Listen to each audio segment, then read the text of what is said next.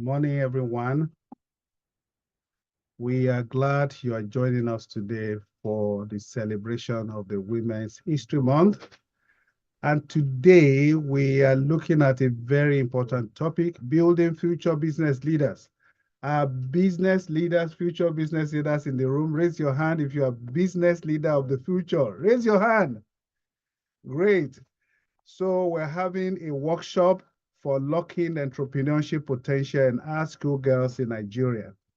And we are so happy that you are joining us today. Today, we shall be having the Deputy Public Affairs Officer who will be giving us the opening remarks, after which we will begin the program. We have shared the agenda for today, and I will encourage you to please look at the agenda, and then we proceed from there. After the opening remarks, we will encourage you to give us 1 or 2 minutes. We're going to take photos here, and then we proceed with the program. Are you all happy today?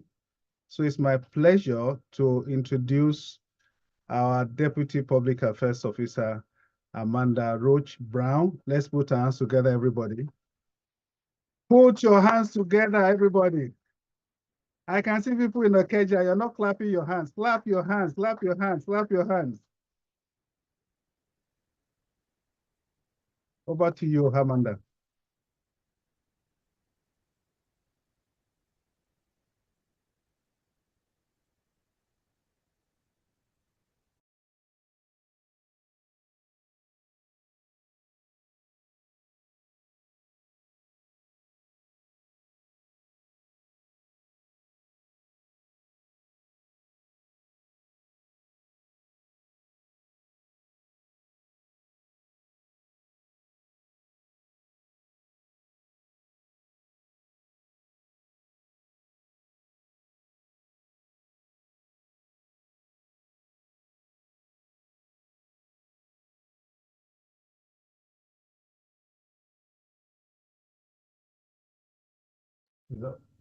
Yes, we can see her now. Can you hear her? Can you please speak, please? Testing, testing. Yes, but it's not coming through very well. We Do I have to tested it. speak louder? No, it's breaking. Okay. Hold on.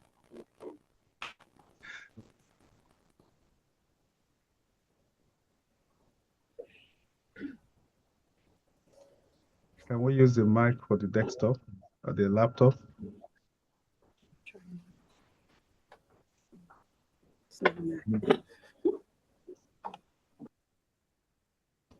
Mic check. Alpha. Yeah, it's better now. Okay.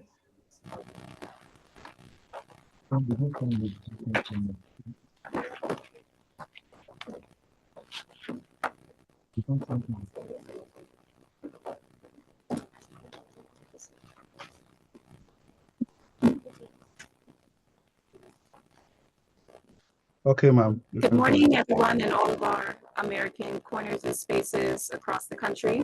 How are you? Can you see me waving? Yes, they're waving. Okay. So, good morning. My name is Amanda Roach Brown, and I'm the Deputy Public Affairs Officer at the U.S. Consulate here in Lagos. Is my speech okay? You're hearing me fine?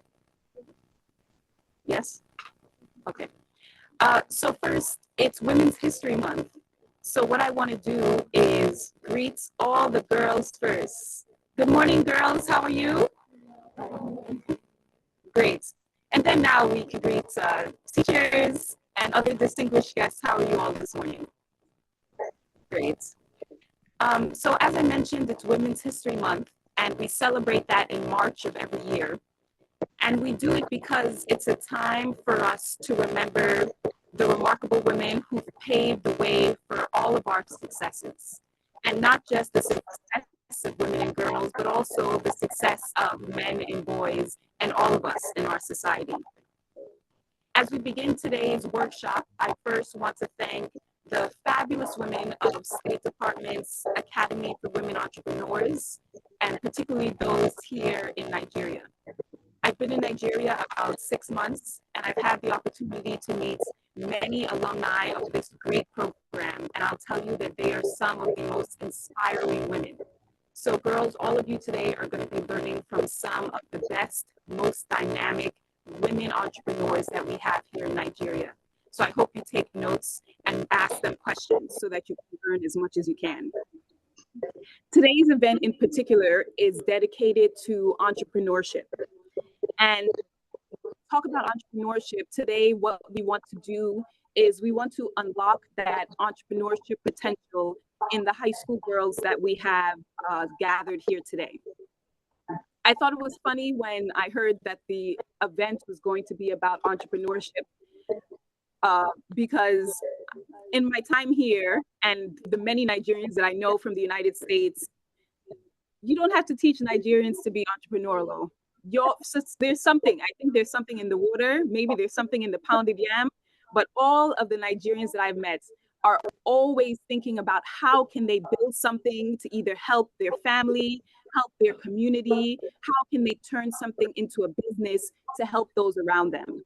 So I think what we're doing at this event is not trying to unlock entrepreneurial spirits. I know it's already in all of you. What we're doing is just encouraging you to start early, to think about being entrepreneurs. We have lots of great examples in our history of great women entrepreneurs. Here specifically in Nigeria, one that comes to mind is Folorunshun Alakija, a billionaire businesswoman and philanthropist. And her journey from a modest background to becoming one of Africa's most successful entrepreneurs is a testament to determination, hard work, and the unwavering belief in yourself. Another great example is of the African-American businesswoman, Madam C.J. Walker. She was the first self-made millionaire in the United States. And the interesting thing I find about her story is she did that by creating cosmetics and hair care. So this is a reminder that there's no dream that's too big. There's no sector that is taboo. If people try to tell you, oh, that's just for women, only women will want to buy that. But you know how much women there are in the world? You can still make millions if that's your passion and you like hair care or you like cosmetics. The other person who I think of is Oprah Winfrey. Who's heard of Oprah here? Can you raise your hand if you've heard of Oprah Winfrey? So we have some here and I think in some of the other locations as well. So Oprah Winfrey is a media mogul, but she herself also came from very modest beginnings in the United States. And also at the time when she was growing up in the United States, she was ridiculed and criticized for being dark-skinned or being what people considered not beautiful, but she didn't let any of that stop her. And now she's one of the most famous women around the world. She's interviewed presidents, she's interviewed business leaders, she's interviewed everyone. Everyone is seeking for Oprah to interview them. So remember that it doesn't matter what others think of you. You just need to believe in yourself and know where you think you'll go. So today, as we talk about entrepreneurship, I want to talk about the opportunities that it can hold for you. A lot of times our parents talk to us about education, go be a doctor, make sure you study business, you need to be an accountant or a banker. And all of those are valid paths of employment. But we should also think that there are ways that you can make a living for yourself and to help your family by being an entrepreneur. And in fact, you can be an entrepreneur and any of these other traditional ways of studying at the same time. When you're an entrepreneur, it gives you the advantage to control your own schedule, to make your own plans and decisions, and then to employ people when your business gets big enough, to employ people around you so you can also help those families. So as we talk today, and I want you to start thinking about what business ideas you might have, you need to have a plan. So you have to think about who are going to be your mentors. Who do you want to go to when you need advice? What are your passions? As I mentioned, perhaps for some person it's beauty and hair care. Perhaps for someone else it's the environment. So you just think, what is it that you're passionate about, and you should follow that. So we hope that this event today will help catalyze and advance your dreams, and also ignite a fire within you to propel you further. What I want to do in closing is invite all of you to also explore the American space that you're in today. You'll see around you, there are lots of books that are available for you to look at. There's also internet, and there's computers and laptops. These are resources for you, and not just you, also for your family members. So if you have anybody in your family who's looking to learn more about the United States, who's looking for a safe place where they can do research, you can let them know that they are also available to come and into the American spaces. All they have to do is register, and they're able to come during any of the opening hours. Lastly, for those of you who might be on social media, I'm going to put in a plug. Follow us on USinNigeria, and you'll be able to get more information about these types of events that we put on that you might be interested in, or someone in your family might be interested in. So in closing, I want to wish all of the beautiful girls in here happy Women's Month, happy International Women's Day, because it matters for us as women as much it is for you girls, because one day you will be the women of the future. Thank you.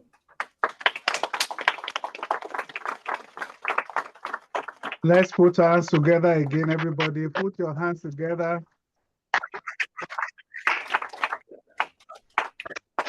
So we will just take a few minutes to take some photos here while we commence the program. So just give us a few minutes.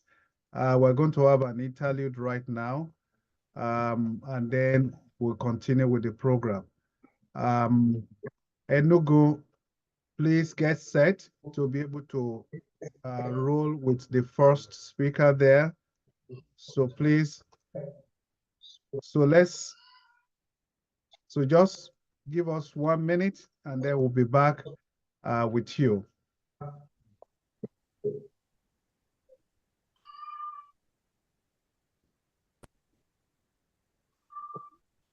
Okay. When you feel like quitting, just like the all of those who said you'd fail. When you feel like giving up. Hello, ma. Okay, so if you look at the program again, the next thing on our agenda is to have understanding entrepreneurship and then unlocking your entrepreneurship potential. I have Drew Jaye Adija in Abuja. Adija, are you there? Let's see your face.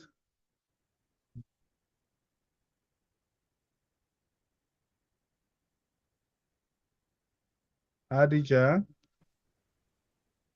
Abuja, are you there? Hello? Hello. Hello, please, can you hear me? Yes, we can. Okay. Hello, good Adija, morning. okay. Good morning. Over to you. Thank you. And Please I would like introduce yourself. Introduce yes, yourself before, first, and then yes, go thank ahead. you. Before I start, I would like to say my name is Hidaya Durujayi. Hidaya Drujaye. Yes, sir. Yes. Thank you. Yes, thank you too. And thank you for having me. Hello, everyone, ladies and gentlemen. Thank you for having me, and happy International Women's Day. My name is Hidaya Durujayi, like I said, and I am an entrepreneur. I am a child nutrition consultant, and I run a manufacturing company in agribusiness where we create baby food, instant, nutrient-dense baby cereals for babies and toddlers. And thank you for bringing me here to talk to the girls. This is one of the things I'm passionate about, helping young girls to see and find their potentials, maximize these potentials, and just and be all round successful. So today I'm going to be talking about entrepreneurship, understanding entrepreneurship and its relevance in today's world. Now, talking about the concept of entrepreneurship in today's very fast evolving world, the relevance of owning and finding one's what word can I use now? I am trying very hard to not go overboard, but I would just like for you to understand that being an entrepreneur is not just about starting a business and making money. That's a very important concept of entrepreneurship, but there is more to entrepreneurship. It has everything to do with building your passion, building your skills, building yourself, and finding solutions to problems, evolving, bringing solutions to people. And while I am talking, I am going to be talking a lot about my personal experience, just like the story of C.J. Walker, Madam C.J. Walker that we just heard and love. My journey to entrepreneurship also started from a very personal experience. In 2016, I had a set of quadruplets. I gave birth to 4 children at once. And I became a mom for the first time. And it was a whole lot. I was a young woman, just married, and I became a mom, and I had 3 boys and 1 girl. So yeah, you can imagine how much I had to face at once. It was scary. I didn't have it all together, but gradually and taking one day at a time, I was able to first come to terms with my present situation and not necessarily run away from it. And then finally find the problems that were peculiar to me, my family, and my children. And the problems that really stuck with me and I felt the zeal to do something about was the issue of nutrition, feeding and nutrition.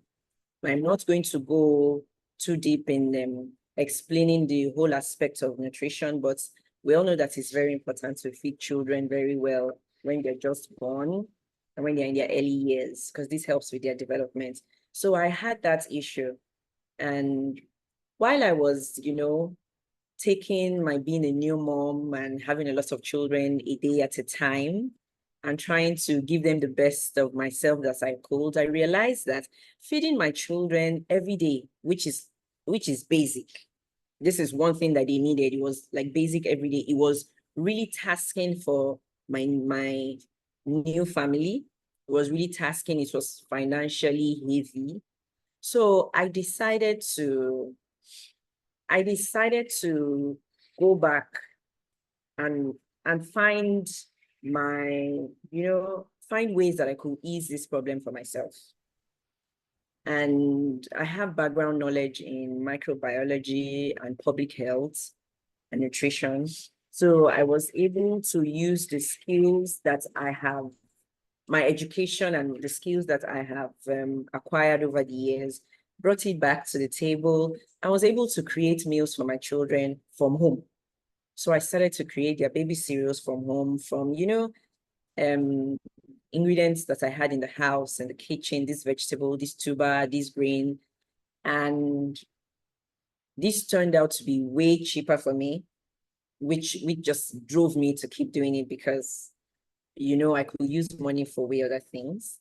Then I also noticed their health status was improving. They were born at very low birth weights, and it was just a win-win for me. And so I continued with this. People around me would tell me how well my children were growing. So I kept at this. Then I would, share with friends and family and say, oh, you can do this with your children and you can do that with your children. People tried it. So this was, while I was doing it at the time, it seemed like I was just finding a solution to my personal problems. And I was just doing this because, people asked me and I said it, but this was a way of me testing my products in the market. I didn't know at the time that I was even going to have a product, but I knew that it worked for me. It worked for some family and friends. And as I grew, and with the invent of social media, I talked about my journey on social media. A lot of people would ask me, how are you doing this and how are you doing that? And I started to teach people. And so with a little extra research here and there, I started it as a business. And now we're a thriving business in Nigeria, located in Abuja, and we have our products around Nigeria and in some of the countries abroad. So what I am just trying to tell you is that, but like I said earlier, starting a business most of the time stems from a need to find solutions. And when you find this solution, you just realize that this is something you want to keep doing on, and you're so comfortable with it, and you keep improving, and then you realize that you're not just doing this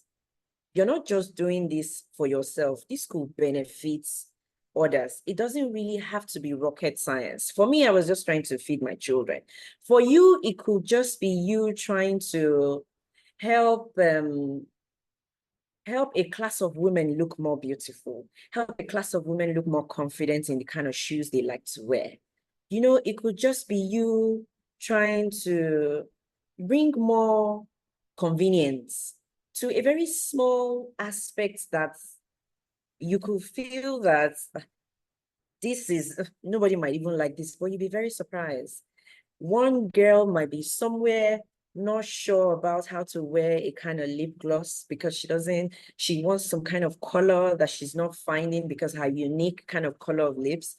And you are there being someone who just naturally gravitates towards creating this kind of mixture of colors. And this might be something that you just picked up during primary school while learning primary colors. And you're just very good at mixing these colors. And then you start to do it on yourself and with your friends, and you start to talk about it. One of the things that I would like for you to be open to as possible successful entrepreneurs is collaboration. And collaboration doesn't always happen only after you have gone to a big company and you have signed a lot of documents.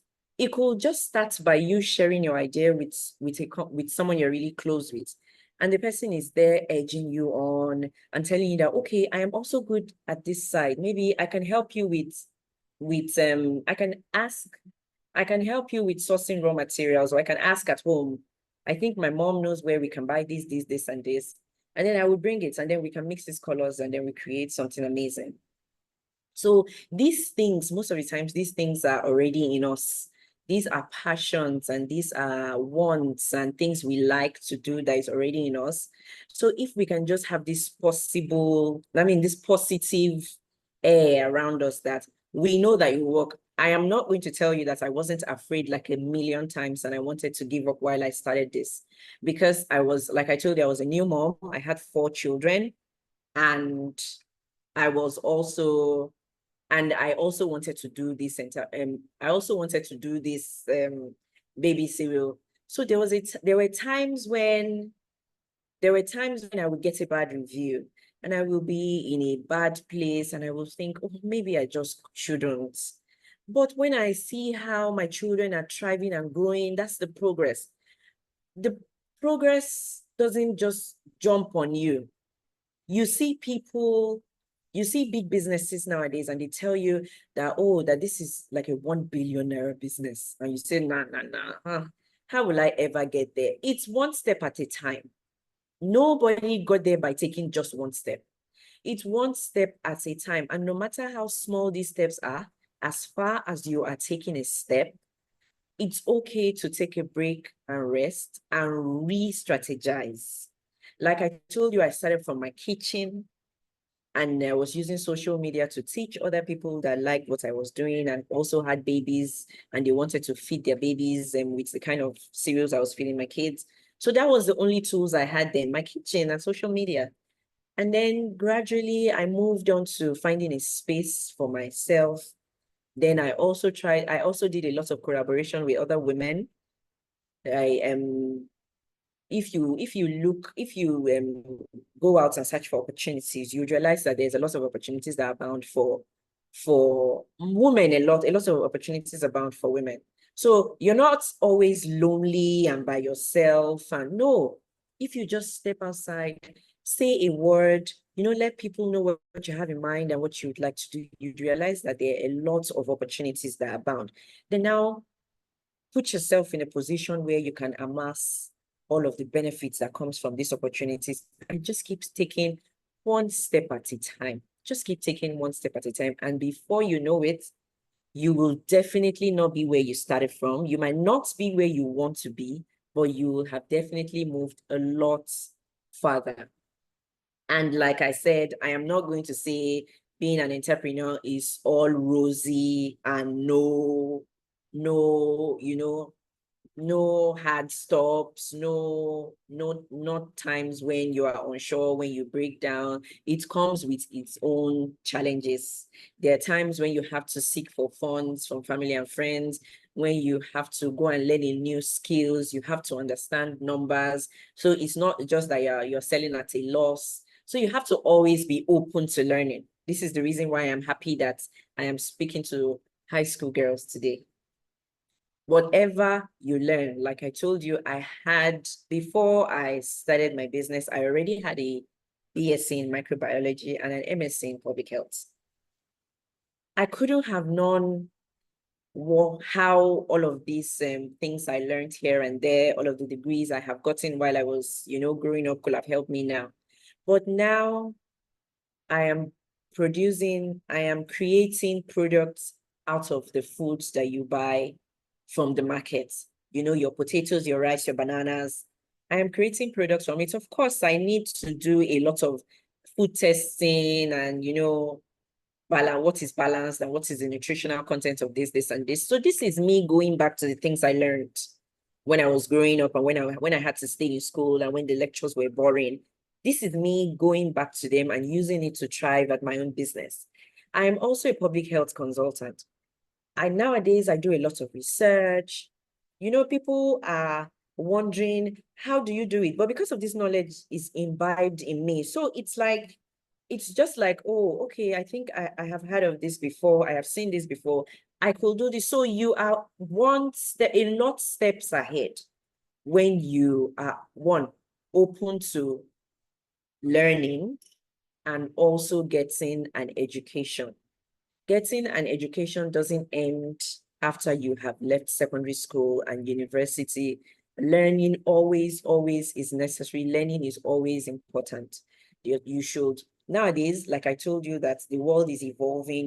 There is the internet, there is access.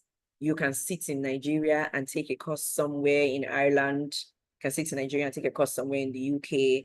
There is knowledge all around us. You just have to know how to harness this knowledge, and this will definitely help you be better at whatever it is that you choose to do, whatever business it is you choose to do, whatever skill or passion you choose to pursue and grow at as you grow.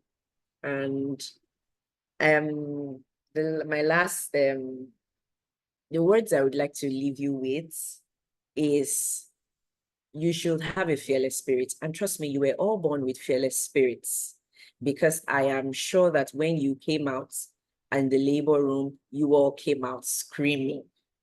So yes, you should go on in life and keep screaming, because it is okay. You go on fearless. The fears will come. It will happen to you. If I am going to say, oh, yes, I just wake up and I go on and I do without any doubt, I am going to be lying to you. But you were born with that passion and with that fearless spirit. Although when you start to grow, then people start to tell you, don't do this, don't do that, because they want you to stay on the right path. But that's your fearless spirit. Do not let it die. Instead, you channel it to that which will bring you more and more success and will help you grow in whatever it is that you choose. Thank you very much for having me.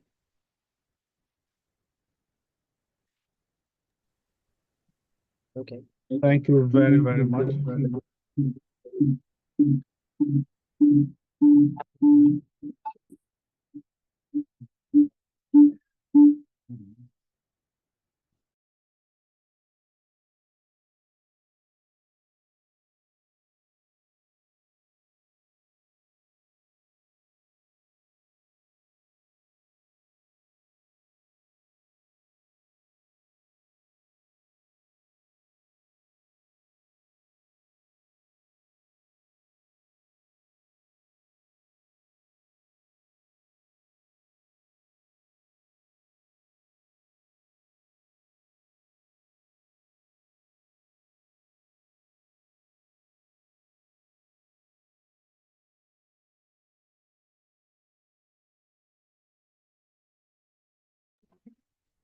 Hello, sir, you're muted. You're muted. We can't hear you. Oh, okay. Idaya. I said, did I call the name correctly this time around? Yes, it is. Thank you.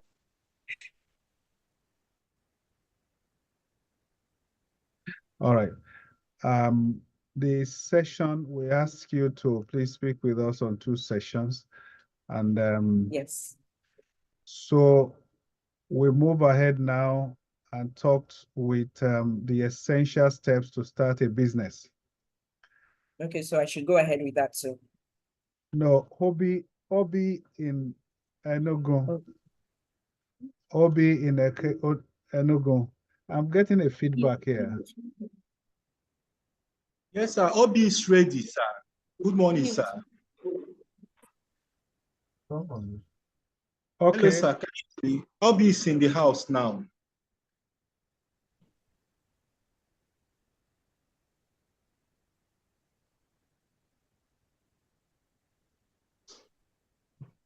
Thank you. Can you hear me, sir? I can hear you. But Okay, I was getting a lot of feedback. So please go right ahead.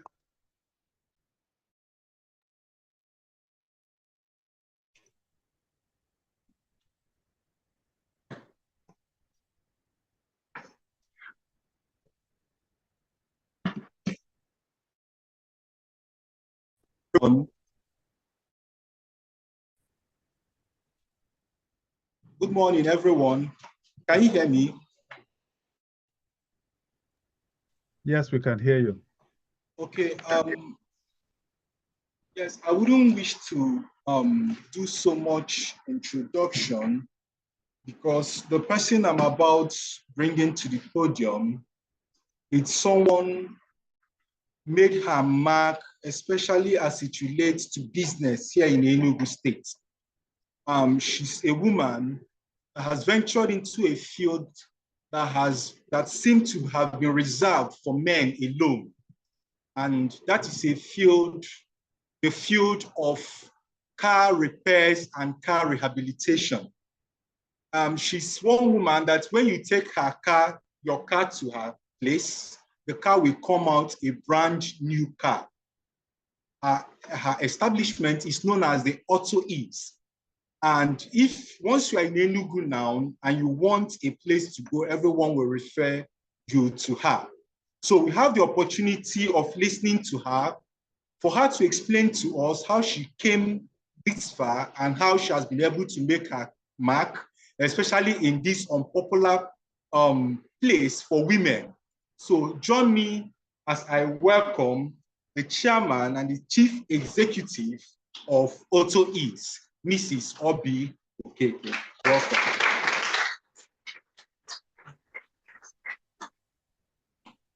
Good morning, ladies and gentlemen. And I refer to you young ladies as ladies. You're not girls. You're not girls anymore. I mean, you're the woman of our tomorrow. And it's really a great opportunity and a privilege I count it to be a part of this amazing initiative to channel your minds to the place of greatness. And I say the place of greatness because every step you take towards building capacity and competence and your level of knowledge and information that you gather will serve as the stepping stone for a great place and the vision and the goals that you set for yourself. And so I say welcome this morning. A round of applause for yourselves for being here. And we recognize that this week we are celebrating the woman, we're celebrating the greatness. I hope I can be heard clearly. Right, we're celebrating the woman, we're celebrating the essence of the woman, the strength of the woman in every respect. So we're talking a lot about business today, but the woman is so strong that she covers the area of business, the place of family, the place of the community, and for nation building. And so it's an amazing experience for every woman. And we say, sometimes you say, oh, the woman is fragile, you know, but then would you really call the woman fragile with all of the things that we're able to handle? You know, it comes with a lot of resilience that we built and a lot of strength that we have been built. However, if all of these potentials that we have in us are not well harnessed and well nurtured, we might not be able to yield the fruits, rather, or the level of productivity that we have the capacity to. And so it's really an amazing opportunity for you to be here today, to hear all of the things that that will be all the information that will be shared with you. You've had amazing speakers speak before me, and you're also going to have so many more speak after me. And I want for every detail, every information, all that is shared today, for you to count it as a blessing, because it will serve for you in 5 years, 10 years, 20 years to come, as a point of reference for your growth and speedy growth are doing amazing work. And so again, as introduced, my name is Obi Okeke, and I find it's a privilege for me to be here. It's an honor to be here. I recognize the United States Embassy and Consulate. I say thank you for this opportunity, and for the entire audience, you know, here on site and virtually, I say thank you for this opportunity and this great experience. And I trust that at the end of the day, we'll be able to deliver the needed impact in the lives of the young girls. And so this morning, to talk about, a lot has been said about business space, and my line of conversation this morning is about you being able to access funding for your business and also to leverage network, right? So you might want to take the topic down. So we're looking at funding opportunities for businesses, and we're also looking at building supportive network in your industry or as a business person. So let's just break it down. Let's not make it look too serious, and also that we can connect with it. For every entrepreneur, every business person that you see out there that you admire, there was this very day that they sat down and they thought about bringing a solution to the world, right? They identified the problem, and they thought about the best ways to be able to address this problem, bring solution, and bring value. And that is always the birthing place of every business that you see, every great business that you see, every great entrepreneur, every great business owner, every great company that you see out there. But the place of the idea, you know, is a stage. And then you come to that place where your product is formed. So you have an idea up there, and you're able to put it, you know, put the concept around it, and you're able to build a product. Now, for you to be able to drive this product and start a business proper, right? There's a place of funding. And you know, when we talk about funding, we're talking about money, right? Do we understand? So we're talking about money because money is required for you to truly be able to drive that business. You will need money to be able to do all of the advertisements. You see all those adverts you see on the screen, the billboards you see out there. To be able to even get materials for your products, you need funding. And so that's the place you begin to, you know, it comes on your table of thoughts and your table of strategy. Am I good? Okay, great.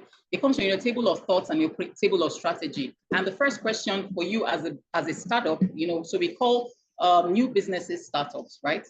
And the first question that comes to your mind is, what's my best option? How do I get funding? How do I get money to be able to drive this business to the level that I'm looking at driving it? What sources of funds can I get that will ensure that my business doesn't drown even before it finds itself, right? And it's always highly advisable for every new business to start from yourself. And when we say start from yourself, there's a place of savings. It's called bootstrapping. Bootstrapping, you want to write that down. And now that's a place where you're able to, you know, put together savings that you have, you know, been able to put aside. And if you already started business on small scale, all of the, you know, revenue that you've been able to make within that time, you're able to put it together to support your own business. And what it does for you is, you know, it ensures that, number one, you're not owing anybody, right? If you use your own funds to run your business, you're not owing anybody. And then again, because I'm going to be talking about other aspects of funding, you will not have to burdened with having to lose a part of your business from, like equity and all of that. So you're sure that this is your own funds that you have put in. But what it also does is, to a large extent, it might limit the level of growth that you would want, or the level of push that you may want. And then it might also restrain you from having resources in your hands. So if you have to put all together the savings that you have set aside into the business, you might not really have loose funds, right? But however, for a startup, it's always the advisable way to start with your own funds, because at that point you're truly testing your product in the market, right? And the place of risk is very, very high. So you're safer, taking that very high risk with your own monies. The reason is, if things don't turn out absolutely the way that you planned, you're safe. You have yourself to deal with. You just go back to the drawing board and, realign yourself, restructure yourself, re-strategize, and then you come out again. But then, like I said, there are limitations, but then it's also a great place for a startup. And then you have the place of family and friends. So you have a vision, you have a product, and there's a place of being able to communicate the value, the value that your product is to deliver to the market. And if you have a very strong and compelling message or business idea, you obviously have a high probability of selling this to your family and friends. They're closer to you, right? They know you, they can connect with you quickly, and you also have the advantage of them giving you funds without having to attach an interest to it. So it also gives you a good leverage. It gives you a better standing point. You know that even if you have to pay back your family, they'll always give you an easier platform to pay, and then you don't have to deal with interest. And paraventure, things don't go so well. I'm not advising that you don't pay family back.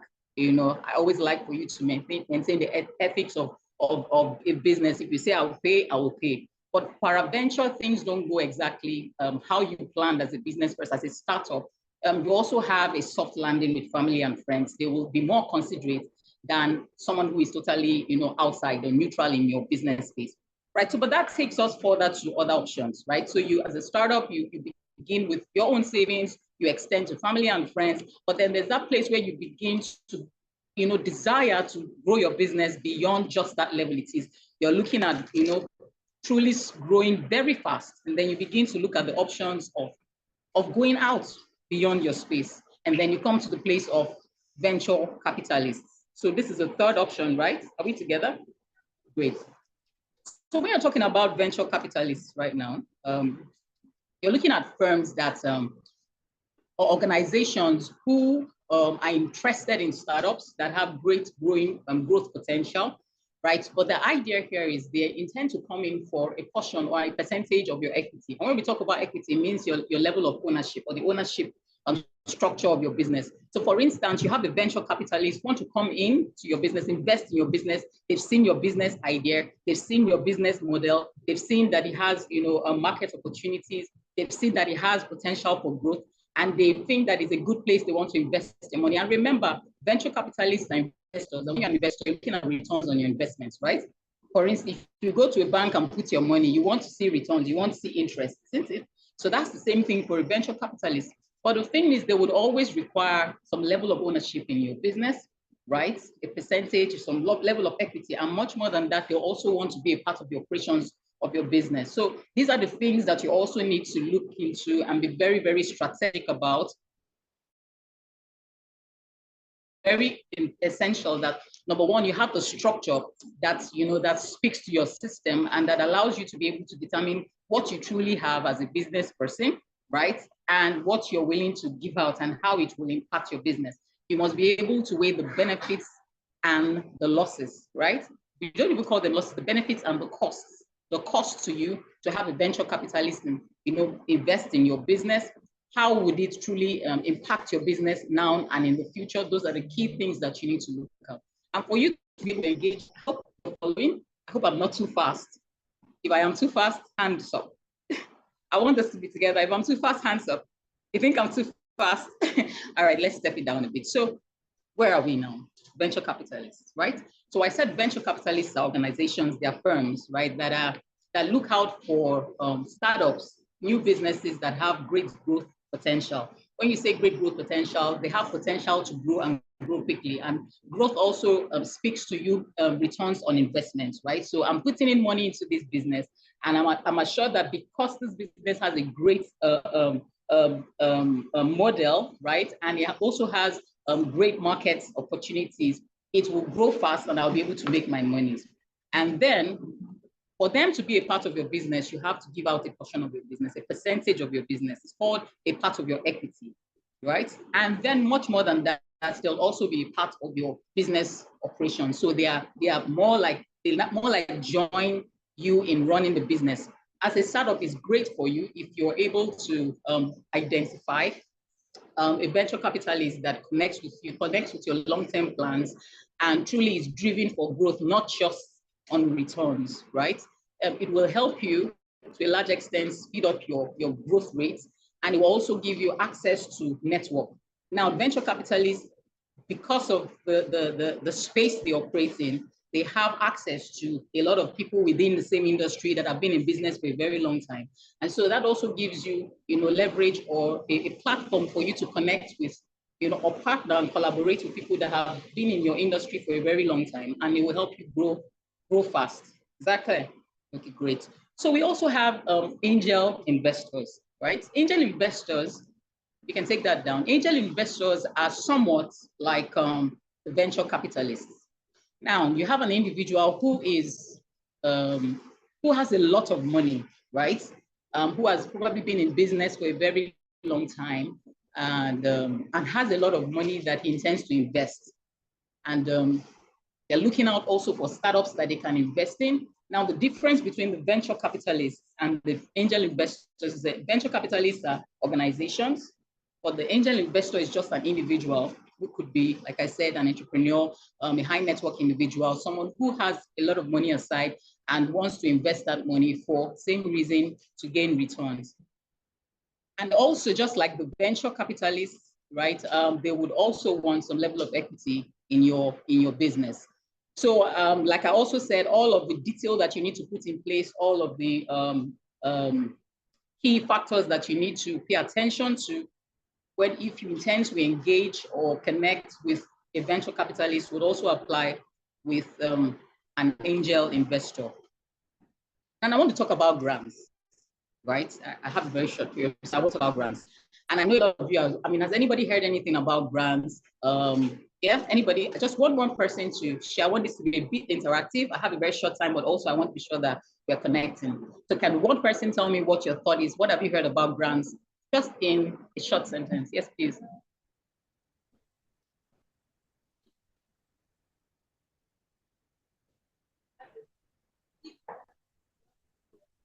They give you money to help in your business, to support your business. A round of applause for her. You have something else you want to add to that, please do.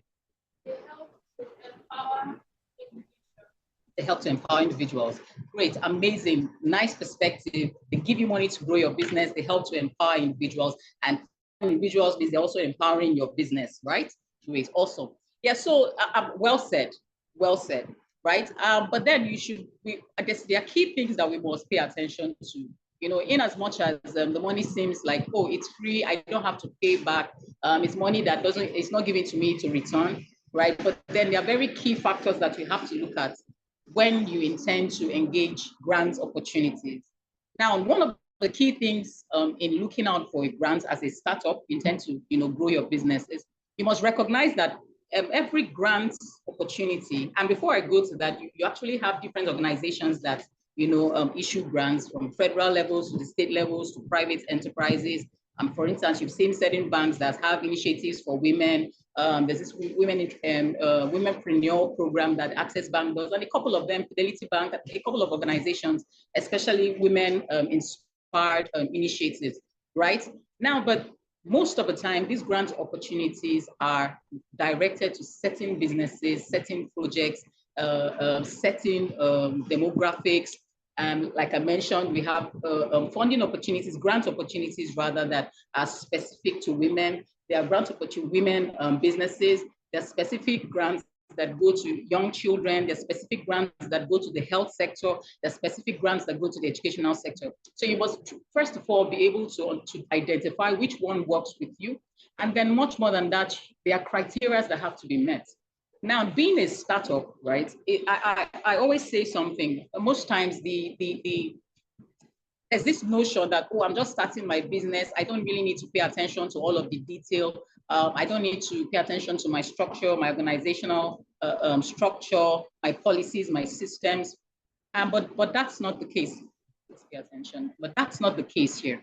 I would advise you as you progress, because I believe that a good number of you are in SS2, SS3, about to get into the university. And the reason why we have started this today is to be able to inspire you to begin to think of ideas that would become great businesses.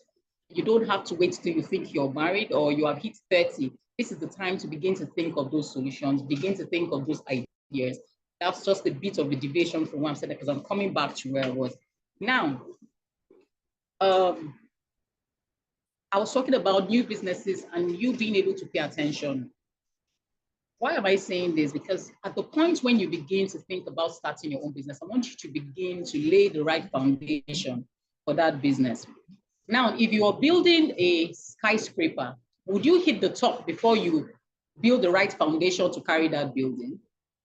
No, right? You will start from the onset to create a foundation that is strong enough to hit that space.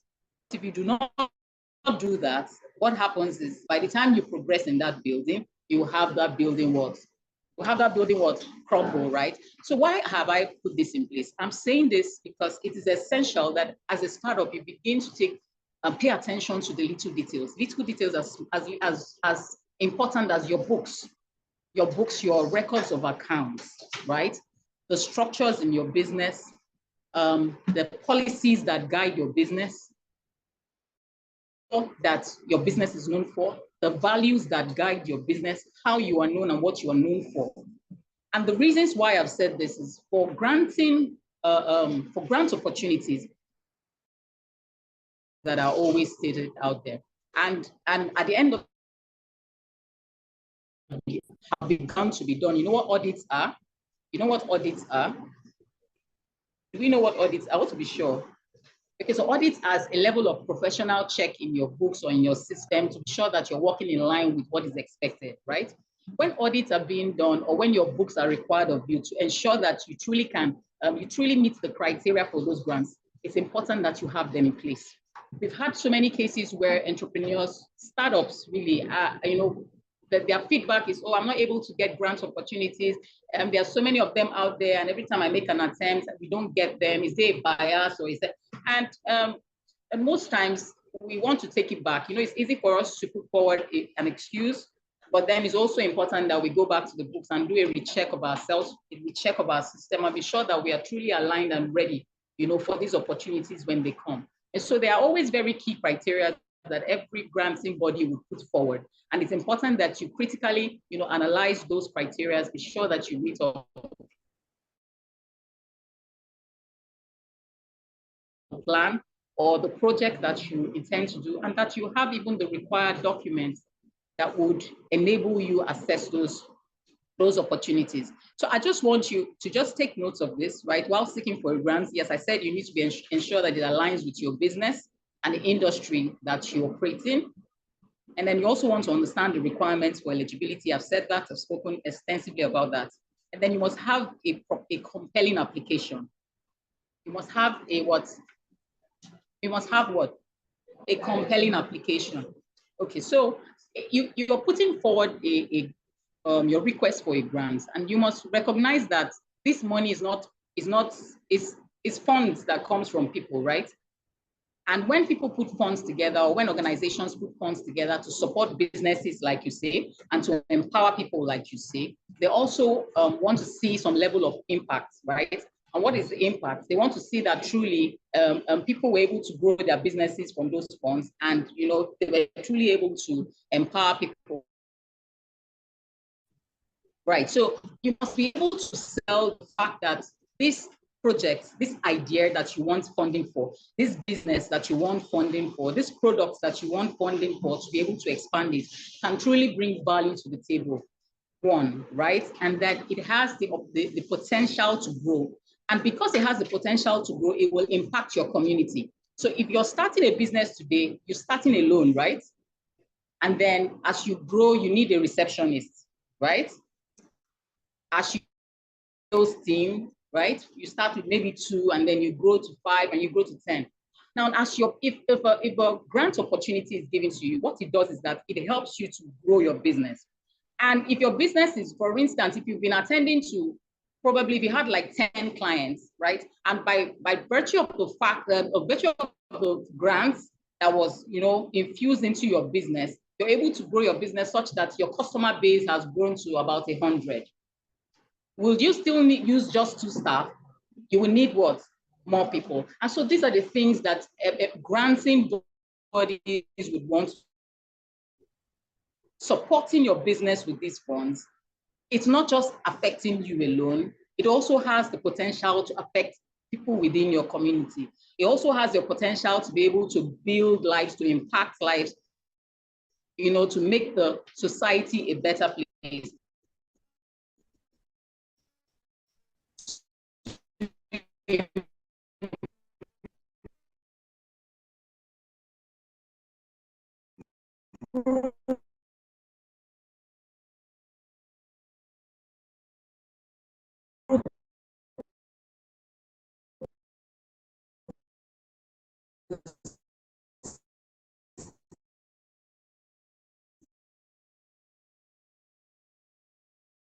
Your project or your idea, understand what it is, the impact that your business can see the impact of that business. You're able to see the big picture of how your business can affect the lives of the people within that business and extend to the lives of people that are connected. Because you have a business that enables you to purchase from suppliers, you're also impacting that business, helping that business grow, impacting the lives of the people within that same business. So this is how this space goes. How many minutes do I have left? I want to work within my time. Okay, you let me know, please, so that I'm well guided. Thank you. So that's the beauty of grants, right? Granting opportunities are great for business, but you must be well positioned for it, right? You must be able to, one, I said, identify the ones that connect with your business or your industry or your project. 2, I had that. I'm just doing a recap. You must understand the requirements and the criteria for you to be able to get that grant, and ensure that you have all that is required for you to be able to, access those grants. And most essentially, and very, very critically, you must be able to sell and communicate your value, the value you're bringing to the table, communicate your application, the idea, and how it will impact lives, impact your business, grow your business, and in turn also affect, the community at large. So I just want to make that, let's just keep that at that. And then other opportunities of grants, of funding, right, I've spoken about this, okay, fine. You also have small business administration, SBAs. They call them SBA loans. So now we're talking about loans. We've spoken about everything that doesn't necessarily require you paying an interest, right? But then you also have funding opportunities that are pioneered by the government, right? Now, so you have, most of the time you have agric loans. Have you heard of agric loans, right? And this kind of loans, what it does for you in comparison to what you would get from a regular commercial bank is that it gives you an allowance. It gives you a flexible repayment plan. I have about 4 minutes. It gives you a flexible repayment plan, right? So you have a longer term to pay and the interest rates are lower, right? And the interest rates are lower. Okay, so I'll just keep that very simple. So part of what I'm also supposed to talk about is the ability to connect with network rather, that will help to give you leverage in your business. Now, for every business to grow very fast, okay, let me put this analogy forward, right? If you want to push this chair, this couch right now, one person pushing this couch, would it be as easy as it would be if you have 10 people pushing it? It would be faster for you to move this couch with 10 people than it will be if it's just one person, right? And that's the beauty and the strength and the power of partnering with people, with collaborations. So partnerships is when you're able to, have people with like minds, like interests, like values, come together to push a cause. And so part of what we will encourage this time, even as we inspire you and we open up your minds to the possibilities of running your own businesses and being great entrepreneurs, is to seek the place of partnerships, seek the place of collaborations, seek to be a part of, a network that builds your businesses. For every great organization or business or industry rather, there's always a group, a network, a community that they are a part of, and they serve to support themselves in many ways.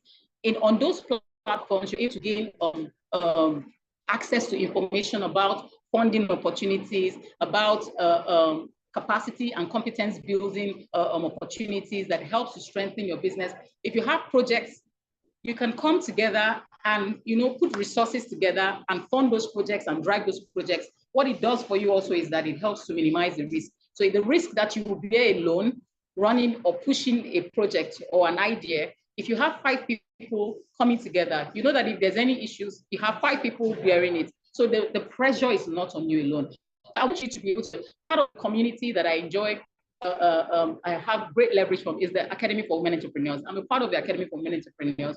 And it's on that basis that I'm even here speaking to you today. And I can tell you that I've gained so much and how it has improved my business, improved me as a person, just being a part of that community. So much is shared. You have women come together, they share experiences from the diverse industries, and we're able to draw strength from each other. And it helps us to become better women, stronger women every day. And so today, even as I wrap up, I want to encourage you, right? The space of the entrepreneur is a great and amazing place, right? But then there's a place of thinking through it.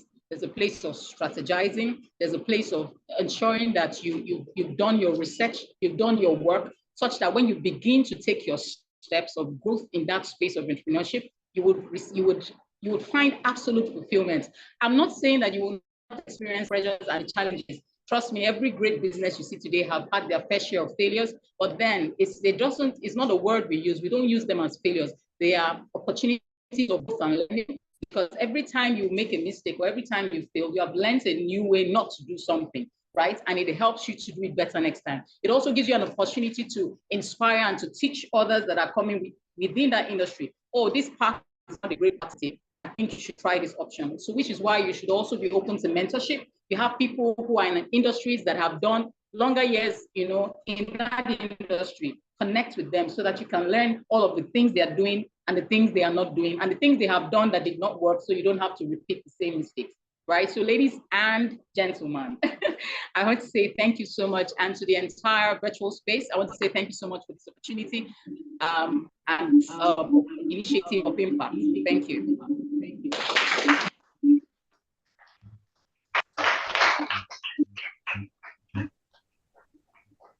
Thank you. Thank you very, very much. Believe we're all back.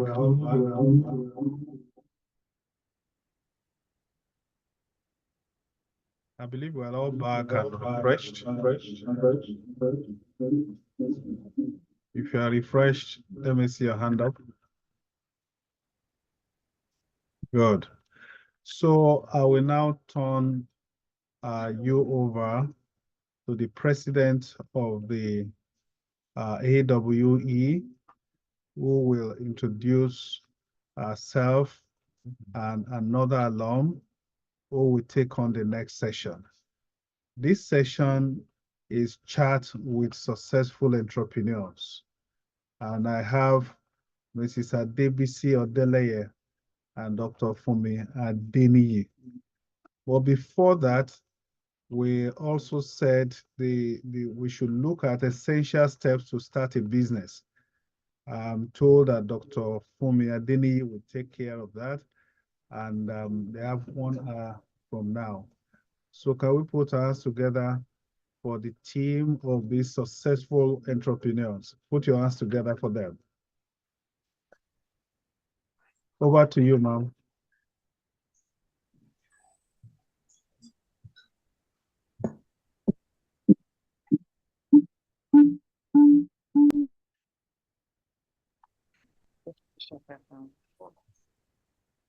Thank you very much, sir, for the privilege, and thank you for an amazing job so far. Good morning, sir.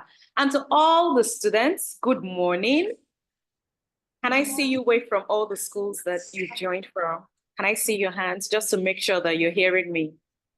Just wave your hands, wave your hands, wave your hands. Can you hear me? Good. I can see some students here, but I can't see other centers waving their hands. Can you wave your hands? Other centers aside from just one center. Can you hear me? Yes, we can hear you. Okay.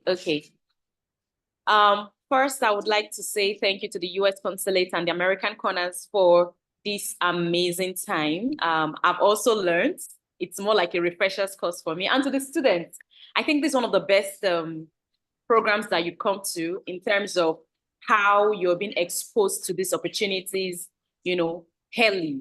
As students, we want to be a lot of things. Do I have doctors in the house? If you want to be a doctor, can I see your hands?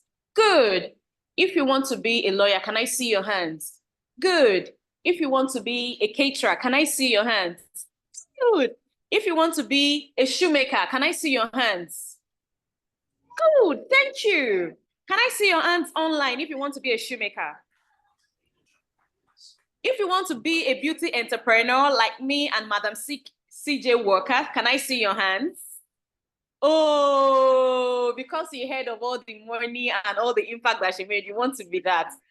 Okay, if you want to be, I'm trying to check on different, if you want to be a fashion designer. Thank you. Can I see your hands as well? Good, I can see different people raising their hands. So that means we have women or we have girls here that wants to be entrepreneurs. So jam your hands together for yourselves. Jam your hands together for yourself. So this gathering today is really, really important. And so I would like you to pay attention to some of the things that I'll be saying briefly before I invite Dr. Funmi Adeni, who is a medical doctor and also an entrepreneur. She's going to let you know, for those that want to be medical doctors or you're in the medical field, to just make you realize that you can infuse entrepreneurship into all other aspects of your life. The main essence, the bottom line of being an entrepreneur, the essence of entrepreneurship, the summary of entrepreneurship is preferring solutions. Say preferring solution. So if you're living here today, I want you to live with one thing, that I want to be a change maker.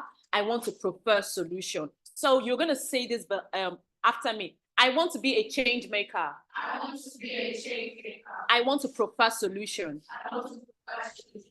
I want to be a change maker. I want to be a change maker. I want to prefer solution. I want to prefer solution. That's the essence of entrepreneurship. So I'm trying to break it down for you so that you know that, I'm sure some people are like, what are we even doing here today? It's just to open up your mind as individuals. And you can be a change maker and prefer solution as someone that has career. You can also be a change maker and prefer solution as someone that is a business person or an entrepreneur. So it doesn't matter where you fit in, but we are looking at it from the point of entrepreneurship today. So I'm the founder of a beauty brand called More Organics. It's a sustainably sourced beauty brand. So like I would always say, what I do is I package Ori. How many of you know what Ori is? Let me see your hands. Good. How many of you know? Okay, for those that don't know what Ori is, it's called shea butter. How many of you know what shea butter is? Good. So that is what we package, we transform, we infuse different things, different raw materials from different African countries. And we also import some of our raw materials like our essential oils from the United States of America and the UK.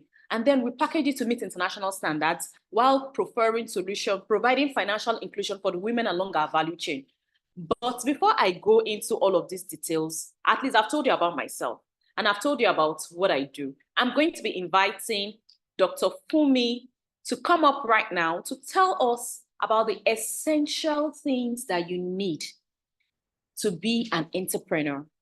Essential qualities, essential. So clap your hands together for her when Dr. Funmi comes up. And I'll be back when she's done.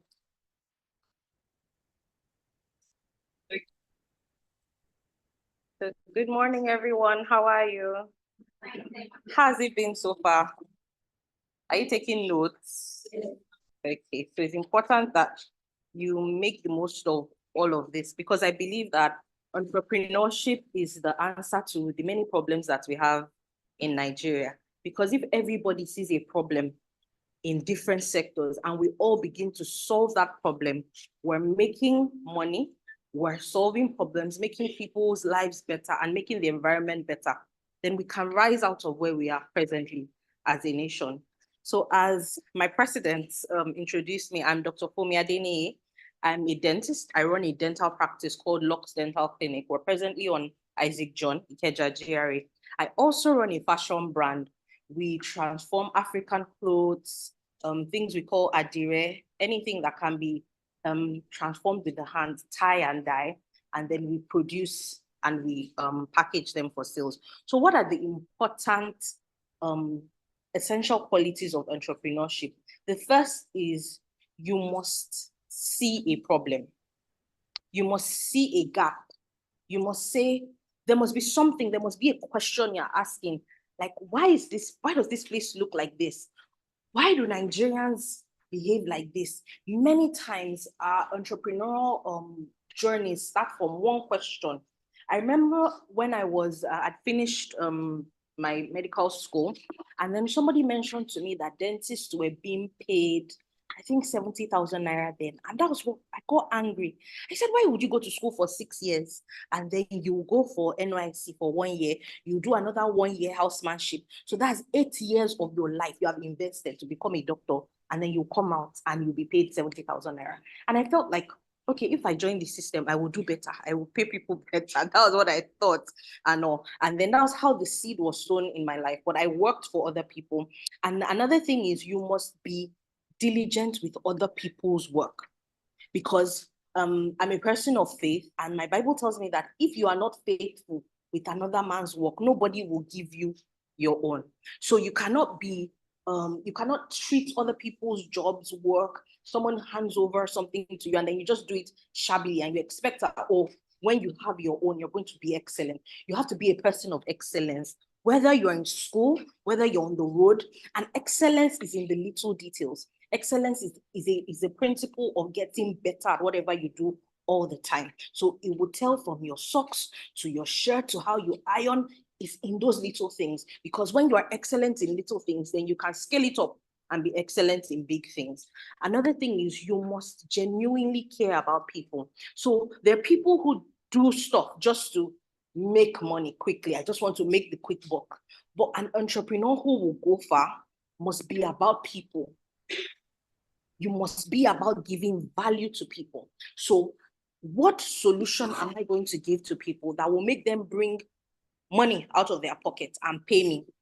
Because yes, we're all about making a profit also. But if you tie your desire to make a profit to making other people's lives better, you rise higher, you go farther, you go quicker.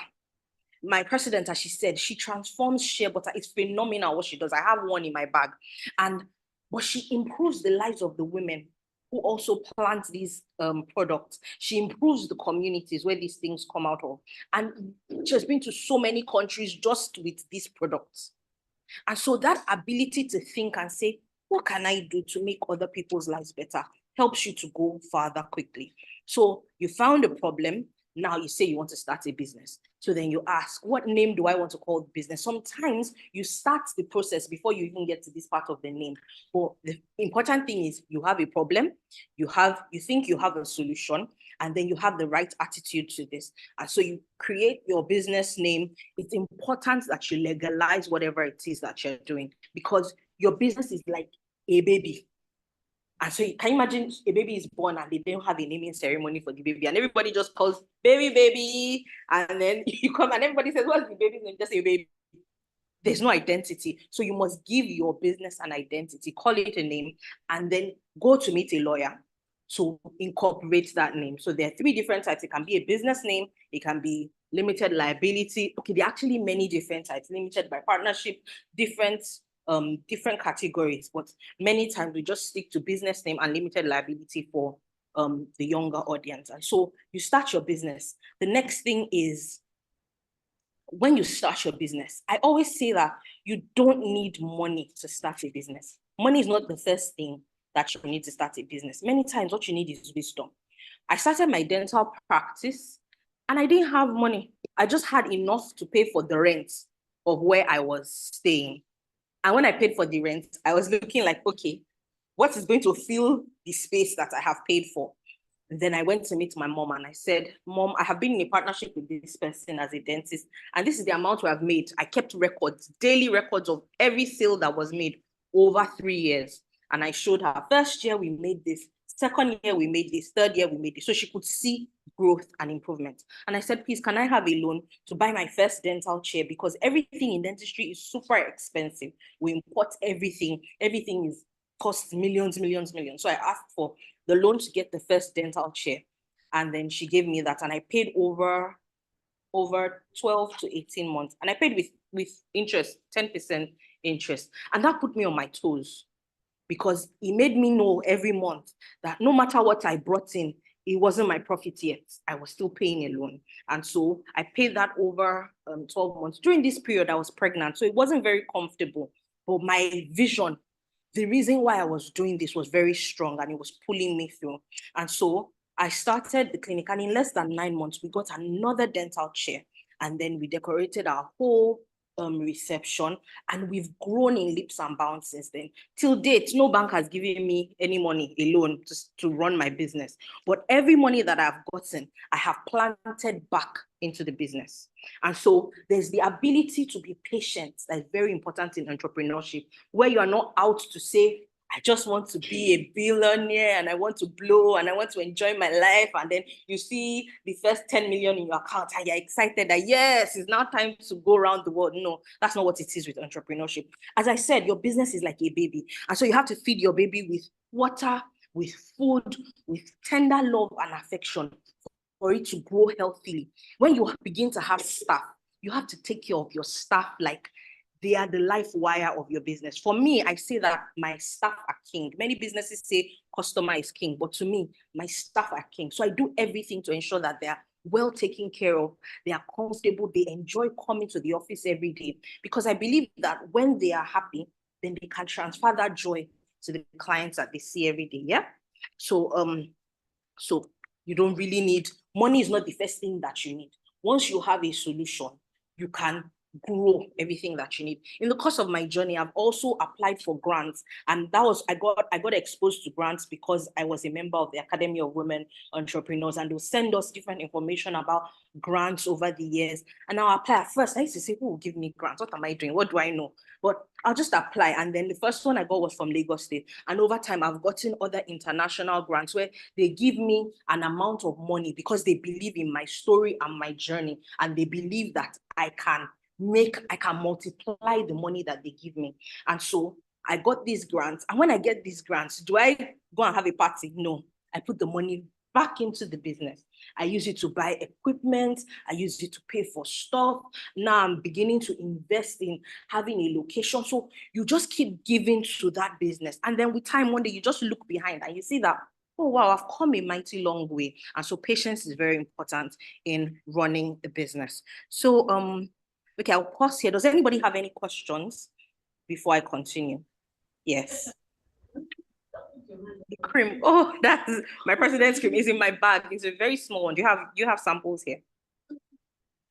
But her shea butter, normally the normal Ori, doesn't smell nice. And then it just looks just weird. But she transformed what she has from being basic. She added value to it. And that's the most important thing in entrepreneurship. It's not enough to see a problem. You must add value to the problem. Can you see how nice it looks? If you smell it, it literally smells like perfume. Once you rub it in, it melts on your skin. And so I will pay to buy that over buying the regular Ori, because I know I've been using that since I bought a batch from her in December, and everybody that I've bought from her has asked for more since then. So that's the thing. You must give much more value you must be about the value that you're giving beyond the money you want to make. The money will come eventually. Turn to someone beside you and say, the money will come eventually. So your priority must be adding value, giving people something better than what they can get on their own. And then with time, everybody will start chasing you and looking for you and giving you the money. Any other questions before I continue? Any questions from people online?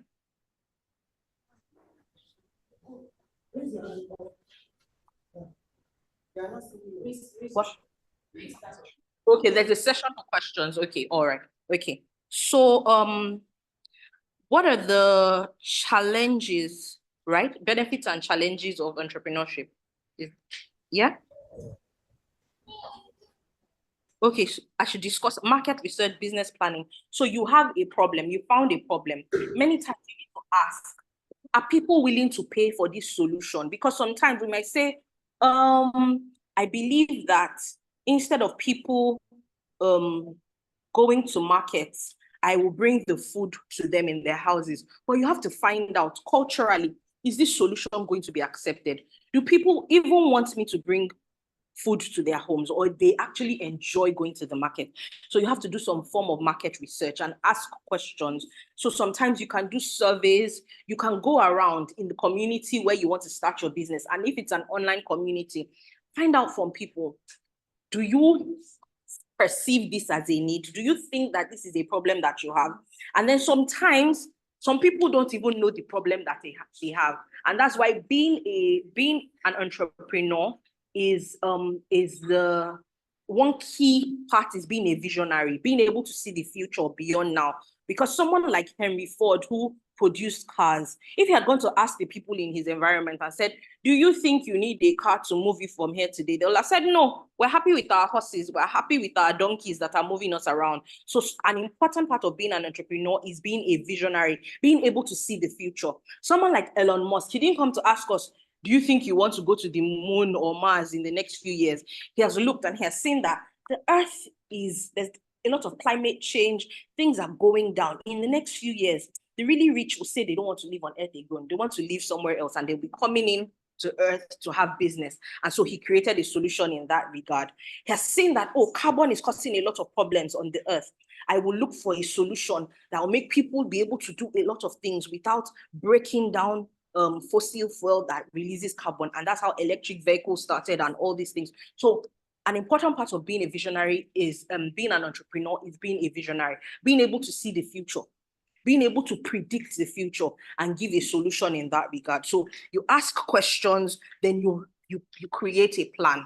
Creating a business plan helps you to go from the beginning of your problem to the end of your solution. You are asking questions, you are imagining that this is what will happen. What will eventually happen could be better, it could be worse, but it gives you a template to work with. And so planning is an essential part of running a business.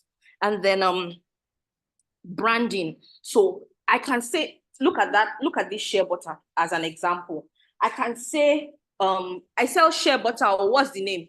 It's Ori, shea butter. But then she has packaged hers, she has given it a name, More. And then it's easy to say, oh, I want more organics.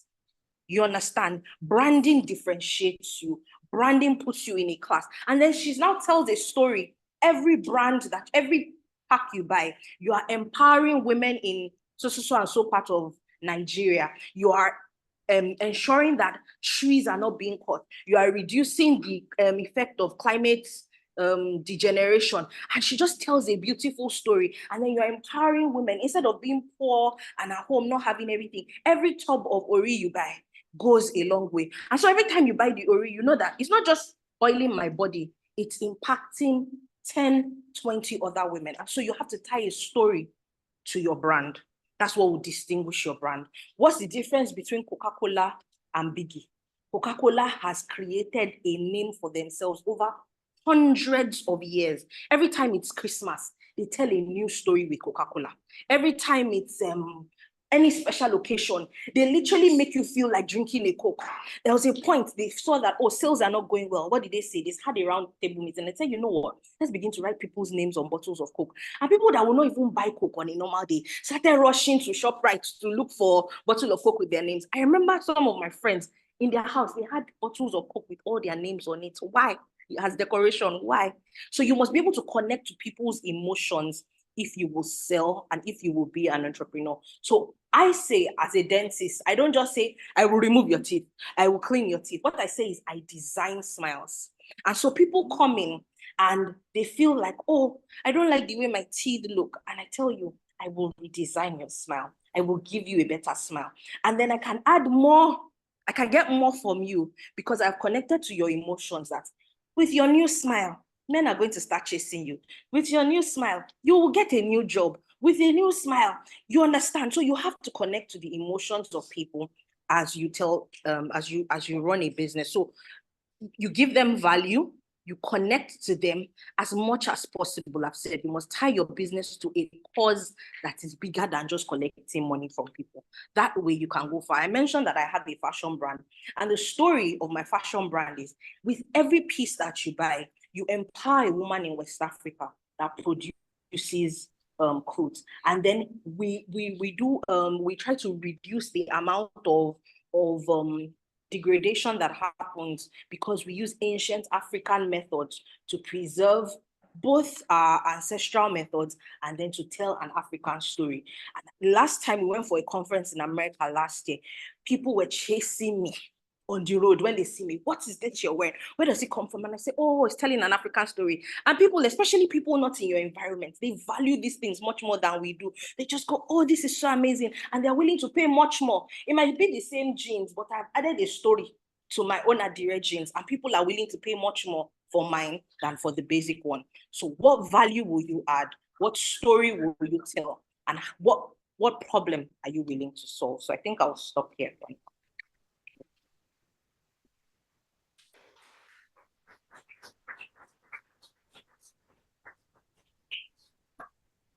Thank you so much, Dr. Fumi, for that amazing session. She said 3 things when she wanted to end. She said, can we read it out? What did she say?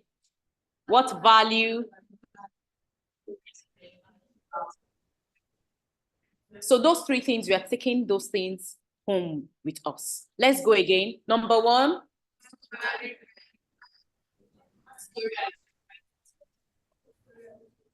What value are you adding? What problems are you trying to solve? And what stories are you trying to tell? Those 3 things should be at the back of your mind. So right now we'll be having a question and answer section across the American spaces. So if you would like to ask question, please notify, signify, and then we can call on you. You know, you can ask questions across everything that you've learned today. Just signify and we'll call you. Thank you so much, Dr. Fumi, for the beautiful, did you enjoy those our section? Did you learn 1 or 2 things? Good. So we'll just be giving you time right now for those that want to clarify anything, just signify and you'll be called upon.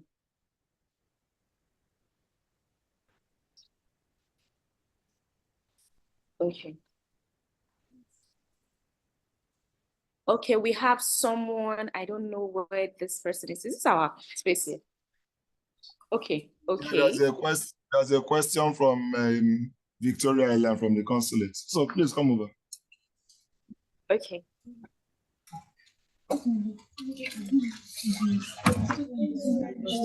So you can speak from there. I'm sure she can. Good afternoon, madam. My question goes like this. Can you hear her, please?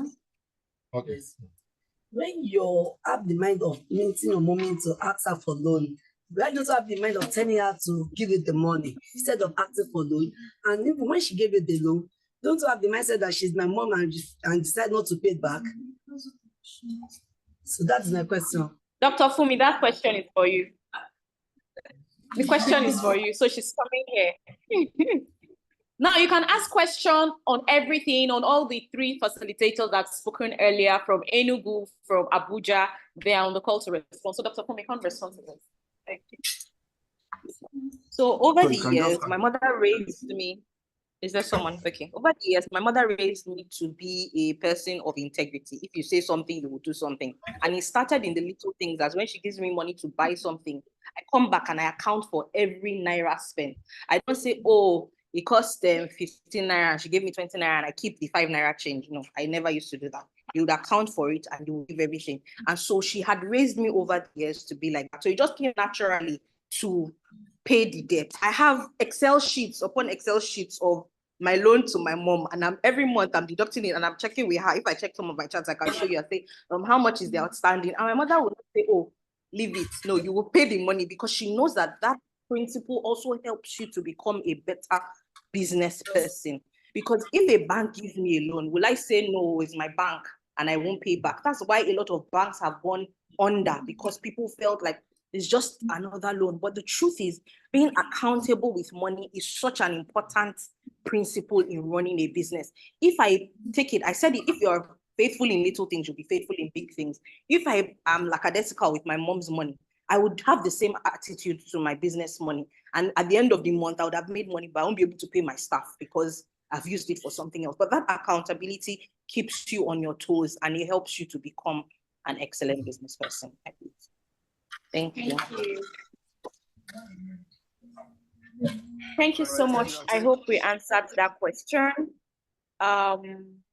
We have American Corner Calabar. Can you unmute to ask your question?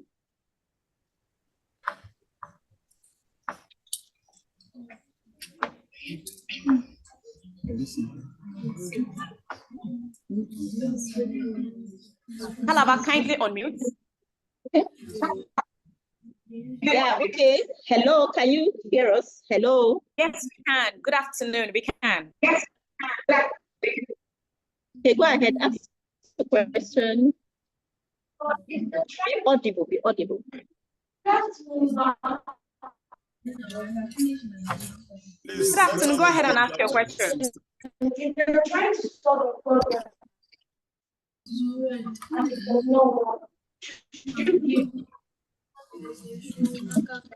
Calabar, can she move closer to the system?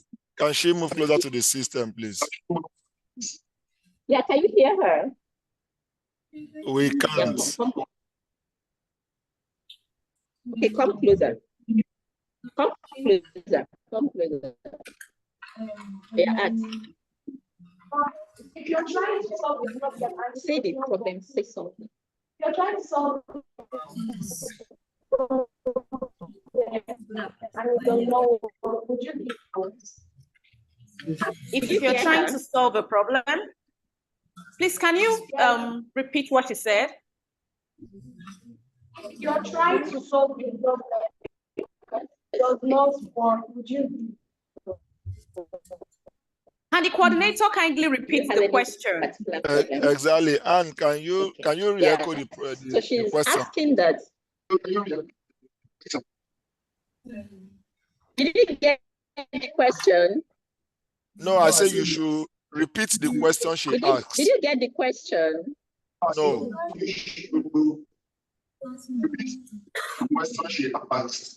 Okay, she said that if you're trying to solve a problem and it's so challenging, so at what point do you give up, or do you just keep pushing on?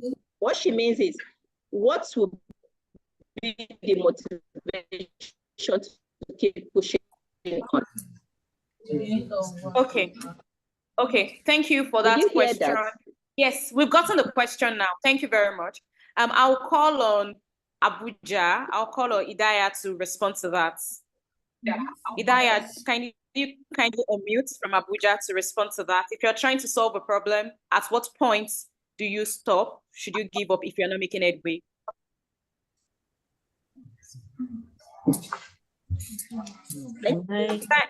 Okay. Please, can you see me and hear me? Okay, yes, I think. Yes, we can. Good. Okay. Thank you very much for the question. First off, I would like to first say that an entrepreneurship journey is not an easy one. So definitely there are going to be days when you are sure that you want to stop. But before you even start, on the early days when you start, you should, I wish I did this with you guys, because I had plans to take you through something like an activity where you are able to figure out what your passion is, what your skills are, what you need to do, and step by step. So it's not really like you're going to be going blind. When you figure out what your passion is, and then you figure out what your skills are that you can use to walk through that passion, then you're able to figure out what the problem is that your skills and your passion can solve. Then at this point, then you're supposed to now start to put them down in writing such that you create a business plan. I am saying business plan not to scare you guys. It's not such a huge task that you cannot accomplish. A business plan can just be your way of putting things down in writing so you can have a perspective.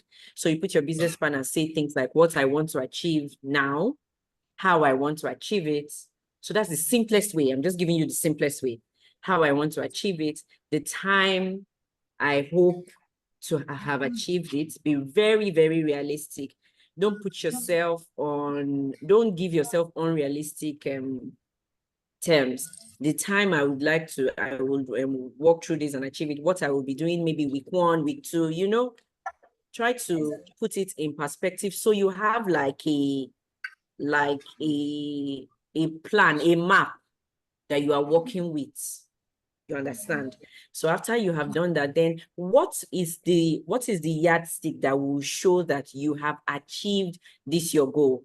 Maybe from the top of my head now, maybe what you want to do is reduce the amount of plastic waste around. Maybe you want to try to recycle plastic wastes in your environment.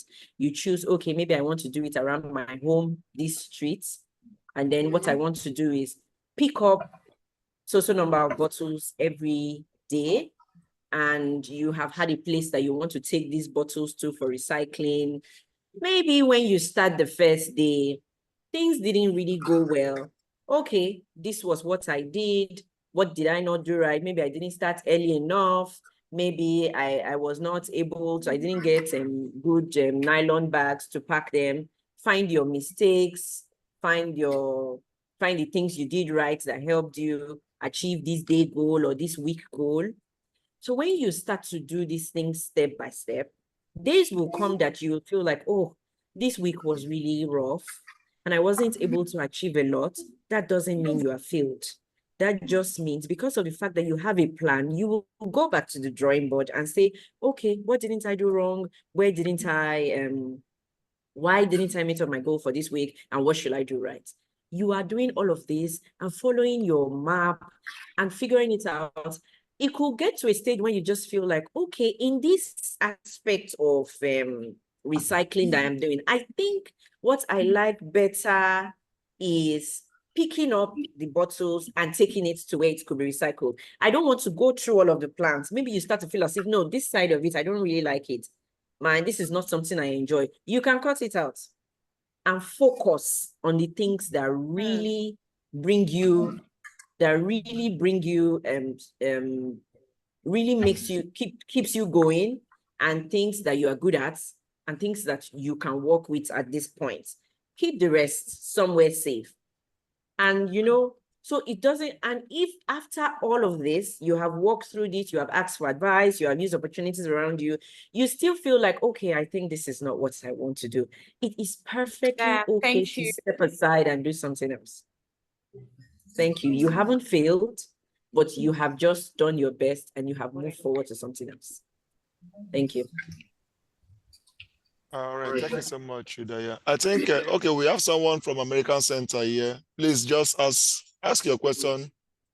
Okay, can you, both of you quickly ask your question so that we'll move to other locations as fast as we can. Just move closer to the mic. Move closer to the screen. Go ahead. I want to ask that, how, as a student, how do you go about your business when you still have your education going on? And how do you create time for yourself, for your business and your education? Okay. Are we good? Are we good? So can we take all the questions from each center before? All right. Okay. All right. Yes. So go and sit down, let the next person ask. Thank you so much, Idaya, for that.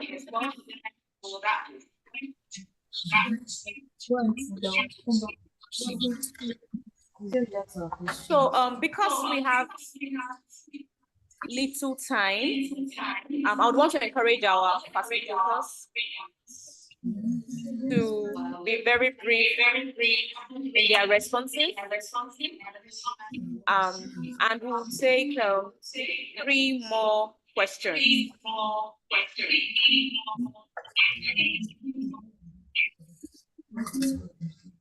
So, Benin. Can you go ahead and ask?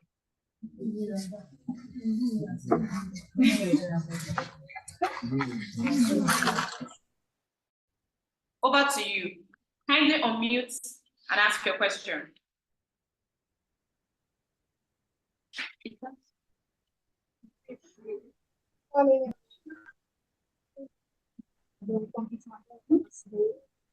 My question is, as a child, growing up without the family support, how much impression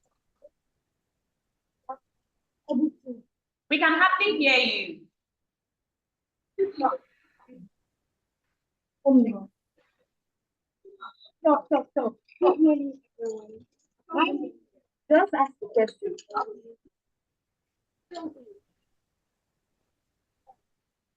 We can hardly hear you. Now, City, can you kindly put your question in the chat box? It seems the network from that center is, from that corner is not really clear here. So kindly put your question in the chat box. Let's go to the next center. Ibadan, can you kindly unmute? Can you hear Benin? Can you hear Benin now? Yes. Hello, yes. Can you hear? Okay, we can. Money,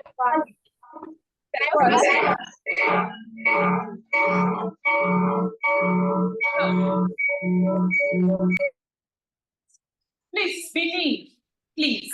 As a student, how can she start up a business with little or no capital? How can she start a business with little or no capital? That is her question. Okay. You get that? Yes. How can she start a business with little or no capital? I know Dr. Fumi mentioned the other time that money is not everything you need for your business. So Dr. Fumi, can you kindly come forward to just respond to that? How can she start a business with little or no capital? Please, very brief answer. We'll take 2 more and we'll call it a day. Thank you. Okay, so I would say that it depends on the business you're running. So I mentioned that I also have a fashion brand. There's a question from Enugu too. There's a question from Enugu. All right. Can you hear me? No, I think I'm muted. No, all right. Doctor. Yes, pardon, please. Can I just advise? Please, can you hear let me just advise everybody, please mute yourself, except for the resource persons. We will allow everyone to please give their question 1 minute each, and then we enjoin our resource persons to please note those, and then the 2 of you can address the question once and for all. I believe you can see so many hands up, so we go quickly.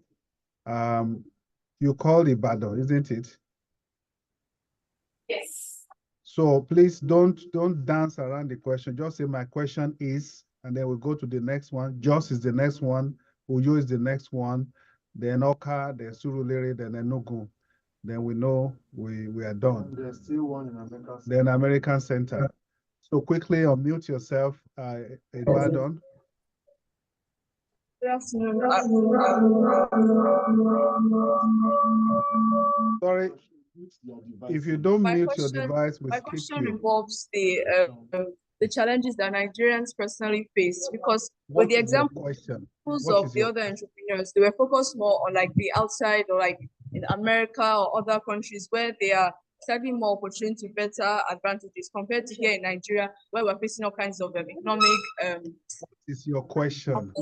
So how do you encourage young Nigerian teenagers to thrive in such a disadvantaged environment? Harsh environments. Thank you very much. Joss?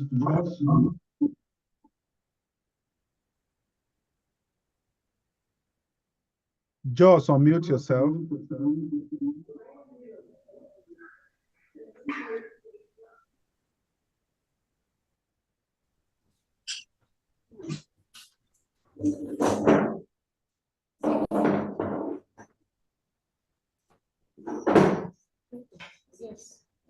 Please let everyone who is going to ask questions be out.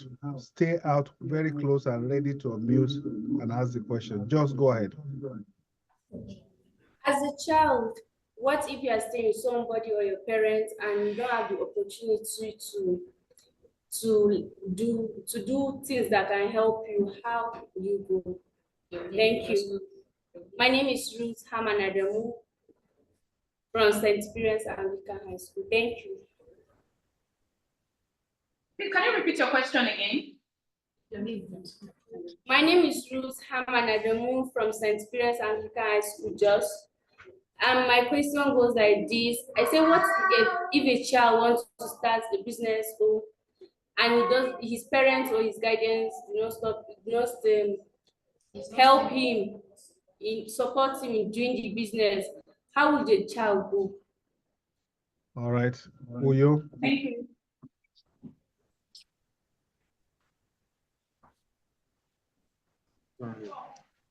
Everything that has an advantage is also has a disadvantage.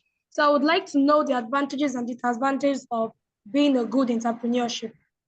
Thank you. Okay, Oka now.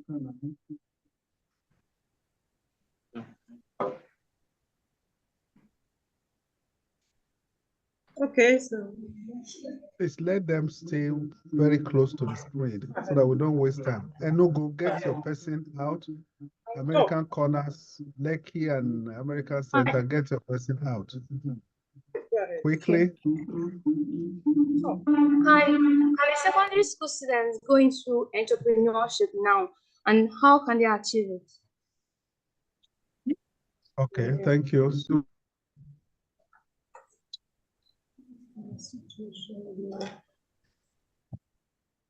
There's another question. Hello, good afternoon. Please, my name is Miss Opalugo, and I don't know if you can hear me.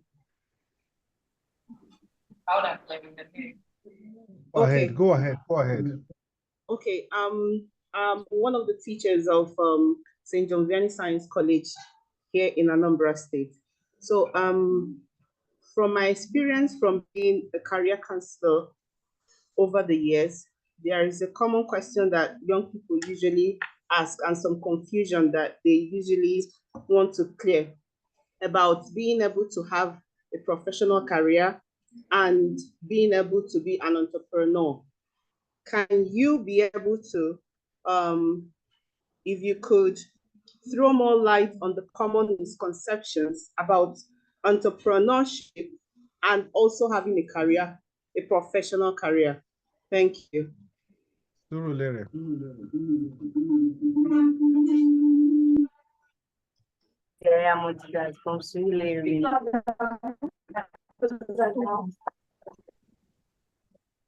My name is Yaya from Surulere. My question is, what are we going to do to the friend that discourages us that we can't do? That we can't make it? Okay. Thank you. Enugu. My question goes like this. If someone wants to study a course, in university and it takes a lot of years, what age is best to start business to become an entrepreneur? As a young girl, like in secondary school now, I don't know whether I can start up a business now, but later, what perfect age am I meant to start up a business? That's my question. You. American Center, Lagos.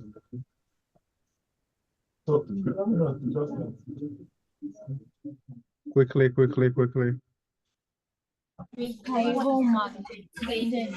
So I want to ask the part where Mrs. Obiokeke speak.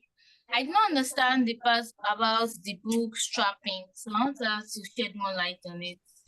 What is bootstrapping? Next person.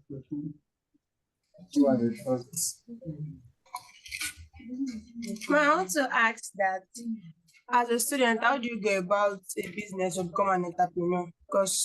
And how will you have to go with education? Next person. Quickly, next person. As a young entrepreneur, how can you avoid the various problems that come with entrepreneurship? Okay, and then finally. You have your dreams and talents, but due to bad economy, you can't expand your business as a student. So how do you go about it? All right, thank you. We go to Lekki now.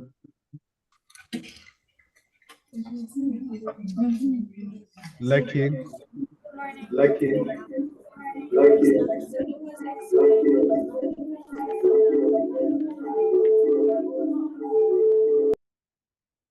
Can start from Italian go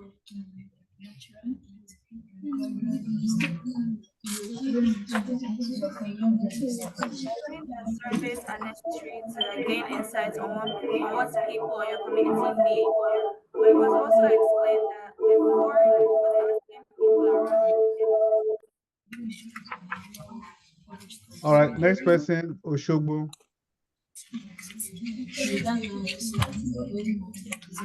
We didn't expect it. Oshogbo.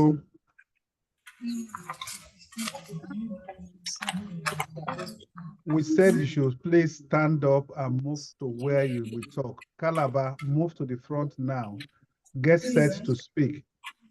We're stopping with Port Harcourt. We've had, after Port Harcourt, that's the last one. My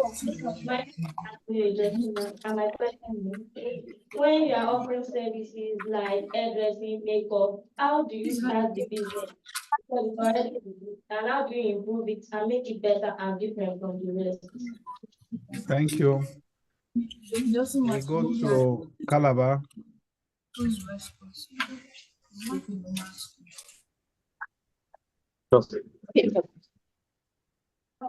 As a young entrepreneur, are you advised to take a loan to start a business when your family cannot give you all the support you need? Thank you. Thank you very much. No, we still have one more from Calabar.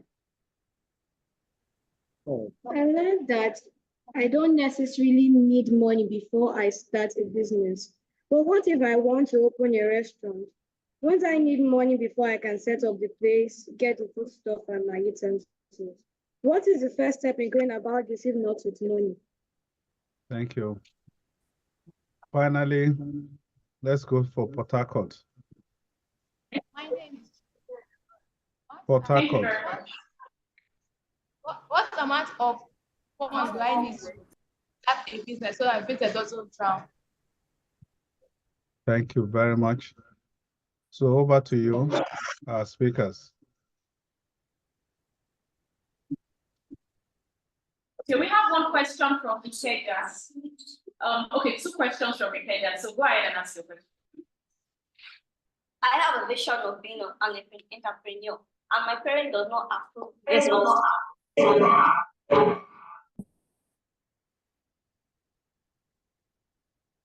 my question is more personal ones.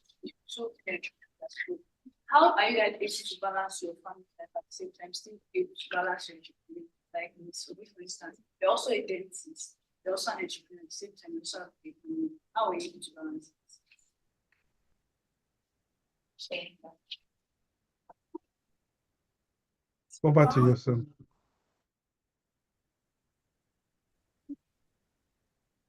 Please, there is a question from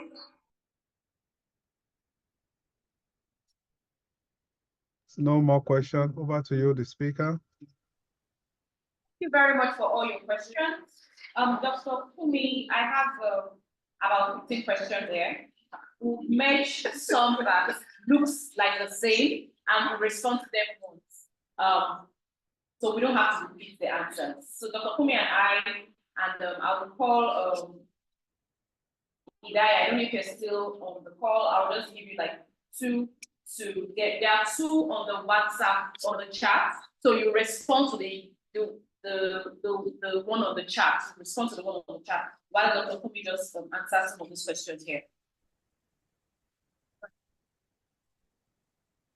So if your parents do not encourage your entrepreneurial journey, what do you do? The best thing to do is to have a conversation with your parents. The truth is, Would my mother have imagined that I'll be an entrepreneur now?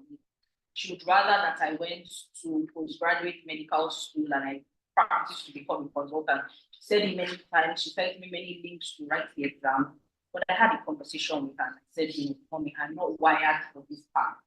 Just trust me to make a decision. And the truth is, you must have given your parents reasons to believe you.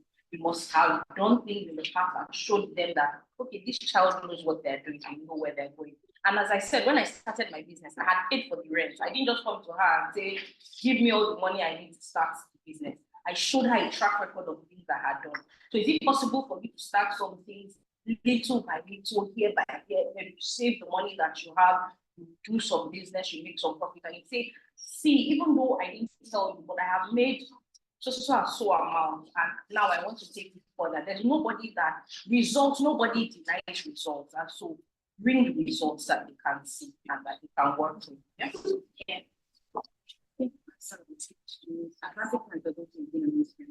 Okay. So the major advantage of being an entrepreneur is that you are solving problems. You see it every day.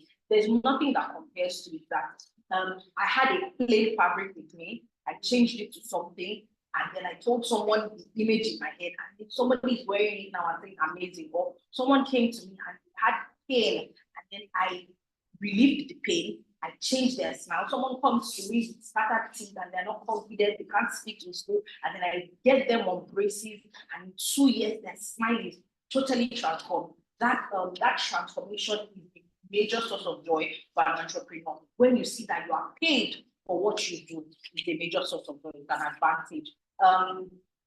Charting a course in an area where not many people are working is also an area of joy. You see that you are employing people in this economy. I'm employing people. I'm increasing salaries sometimes when things are poor.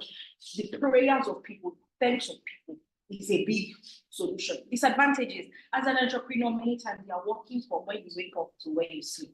You are checking this, you are checking that, and when you bootstrap, the concept of bootstrapping is that you grow from small to big, naturally, organically. And as I said before, every amount you have, you're putting it back into the business.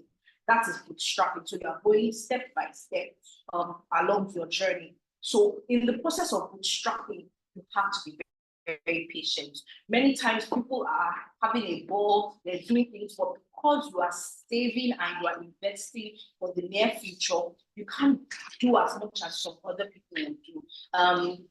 Entrepreneurship takes a lot from you. It takes your time, it takes your resources. You need everybody in your family and your life to be on board if you're an entrepreneur many times, and if you succeed. You have to be constantly learning. I went to medical school, nobody taught me about business. I had to learn on my own. I had to learn from my mistakes. Every time online, I'm reading articles, I'm going for courses, I'm paying for courses to learn things that I don't know. And I know a little bit about everything that happens in my business. I always tell people that I started this business on my own. I employed one person and I've grown into this. So in the end, everybody now is doing a little part of something I used to do alone before. So there's just a lot that is required of us to be an entrepreneur. I hope that answers that question. Yes, 1, 2, 3, 4, answer 4 questions. Advice on loan. Okay, I'd always say that if you can start, especially as a teenager, if you want to start a business, it's best to get the buy-in of people in your life. So maybe someone who would give you a soft loan and won't put a lot of pressure on you to pay back, or you work with people who are suppliers. When I started my fashion business in medical school, I would meet someone who used to bring in clothes and shoes from America and UK, and I would put the pictures up and say, oh, I have this facility. Did I have it with me? No, but the supplier had it.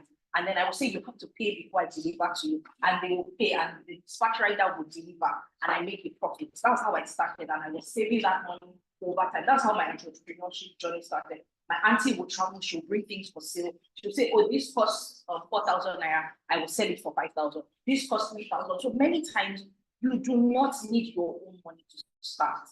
Be innovative, ask questions, think out of the box of, I have to drop money for something, and see how you can merge this producer with the consumer, and you are just the middleman who is making money. Start like that sometimes. Start with things you can do with your hand.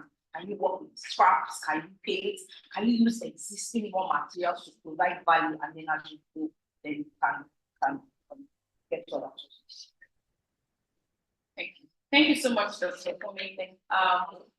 Ida, will you respond to the one on the charts? Have you been able to get the one on the charts? Ida, are you still on?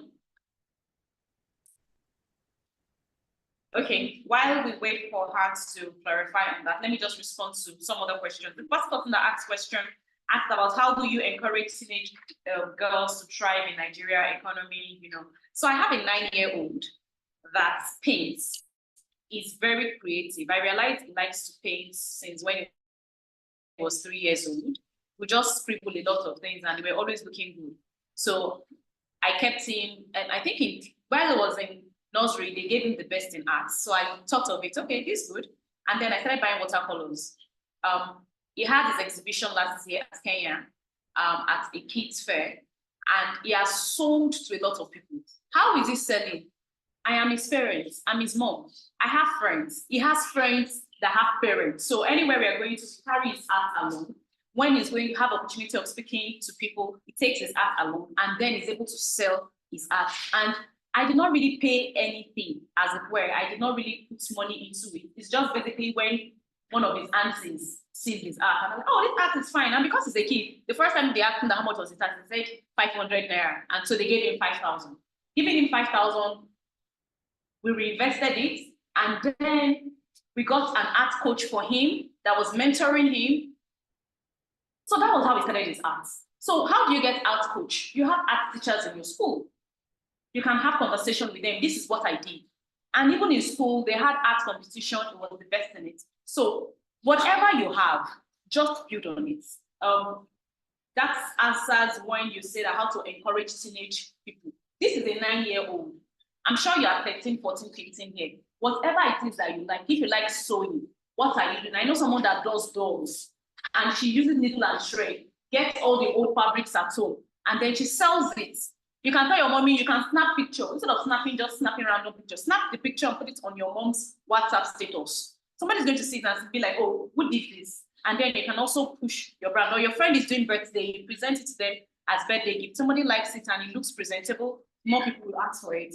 The other question I would like to answer is, what do you do to friends that discourage you? This was from somebody from Surulere. Please, as much as possible, I tell people that you choose your friends don't choose you. As much as possible, choose your friends, be around people that encourage you, and also be encouraging. Don't just talk down on other people. Be encouraging and be around people that encourage you.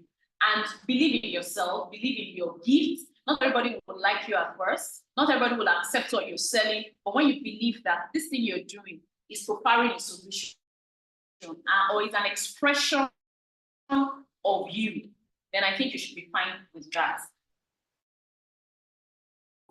There's one question that says balancing family life with entrepreneurship. Dr. Kumi stepped out just now. Okay, so I'm going to respond to that. So I have 2 kids, and aside from more organics, you've heard I'm the president of the Women Association. Aside from that, I'm also on different platforms. I'm also involved in real estate, and I have a company that I do brands communication for in real estate. Aside from that, I'm very active in church. Aside from that, I'm also a student. I'm taking some online courses. So those are a lot. But one of the things you need to know is that, especially as ladies, people would say that you can't have it all.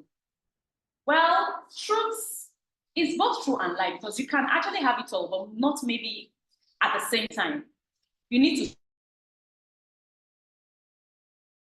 to help. I'm not talking just of help, that house help. I'm talking about family members. I'm talking about being also helpful to people around you. I'm talking about having people around you that you can, as you grow older, you would realize that you can't do everything at once. There was a time that I was looking up to. I was the only married person among my friends, and it seems they were just going, and then I was stuck. But I told myself that we are in different phases. So as a woman, you'll be in different phases and different seasons in your life. Understand the season that you are in. Right now, you're students. So the only season that you're in right now is to get this education and get it done. Be the best, come out with good grades. And you understand what I'm saying, because that is the season you're in. By the time you're in university, of course, that opens you up to other opportunities, and it opens you up to another season of your life. Know your priorities for time, and then you're able to leverage on help at those times. So for me, how do I run things I do?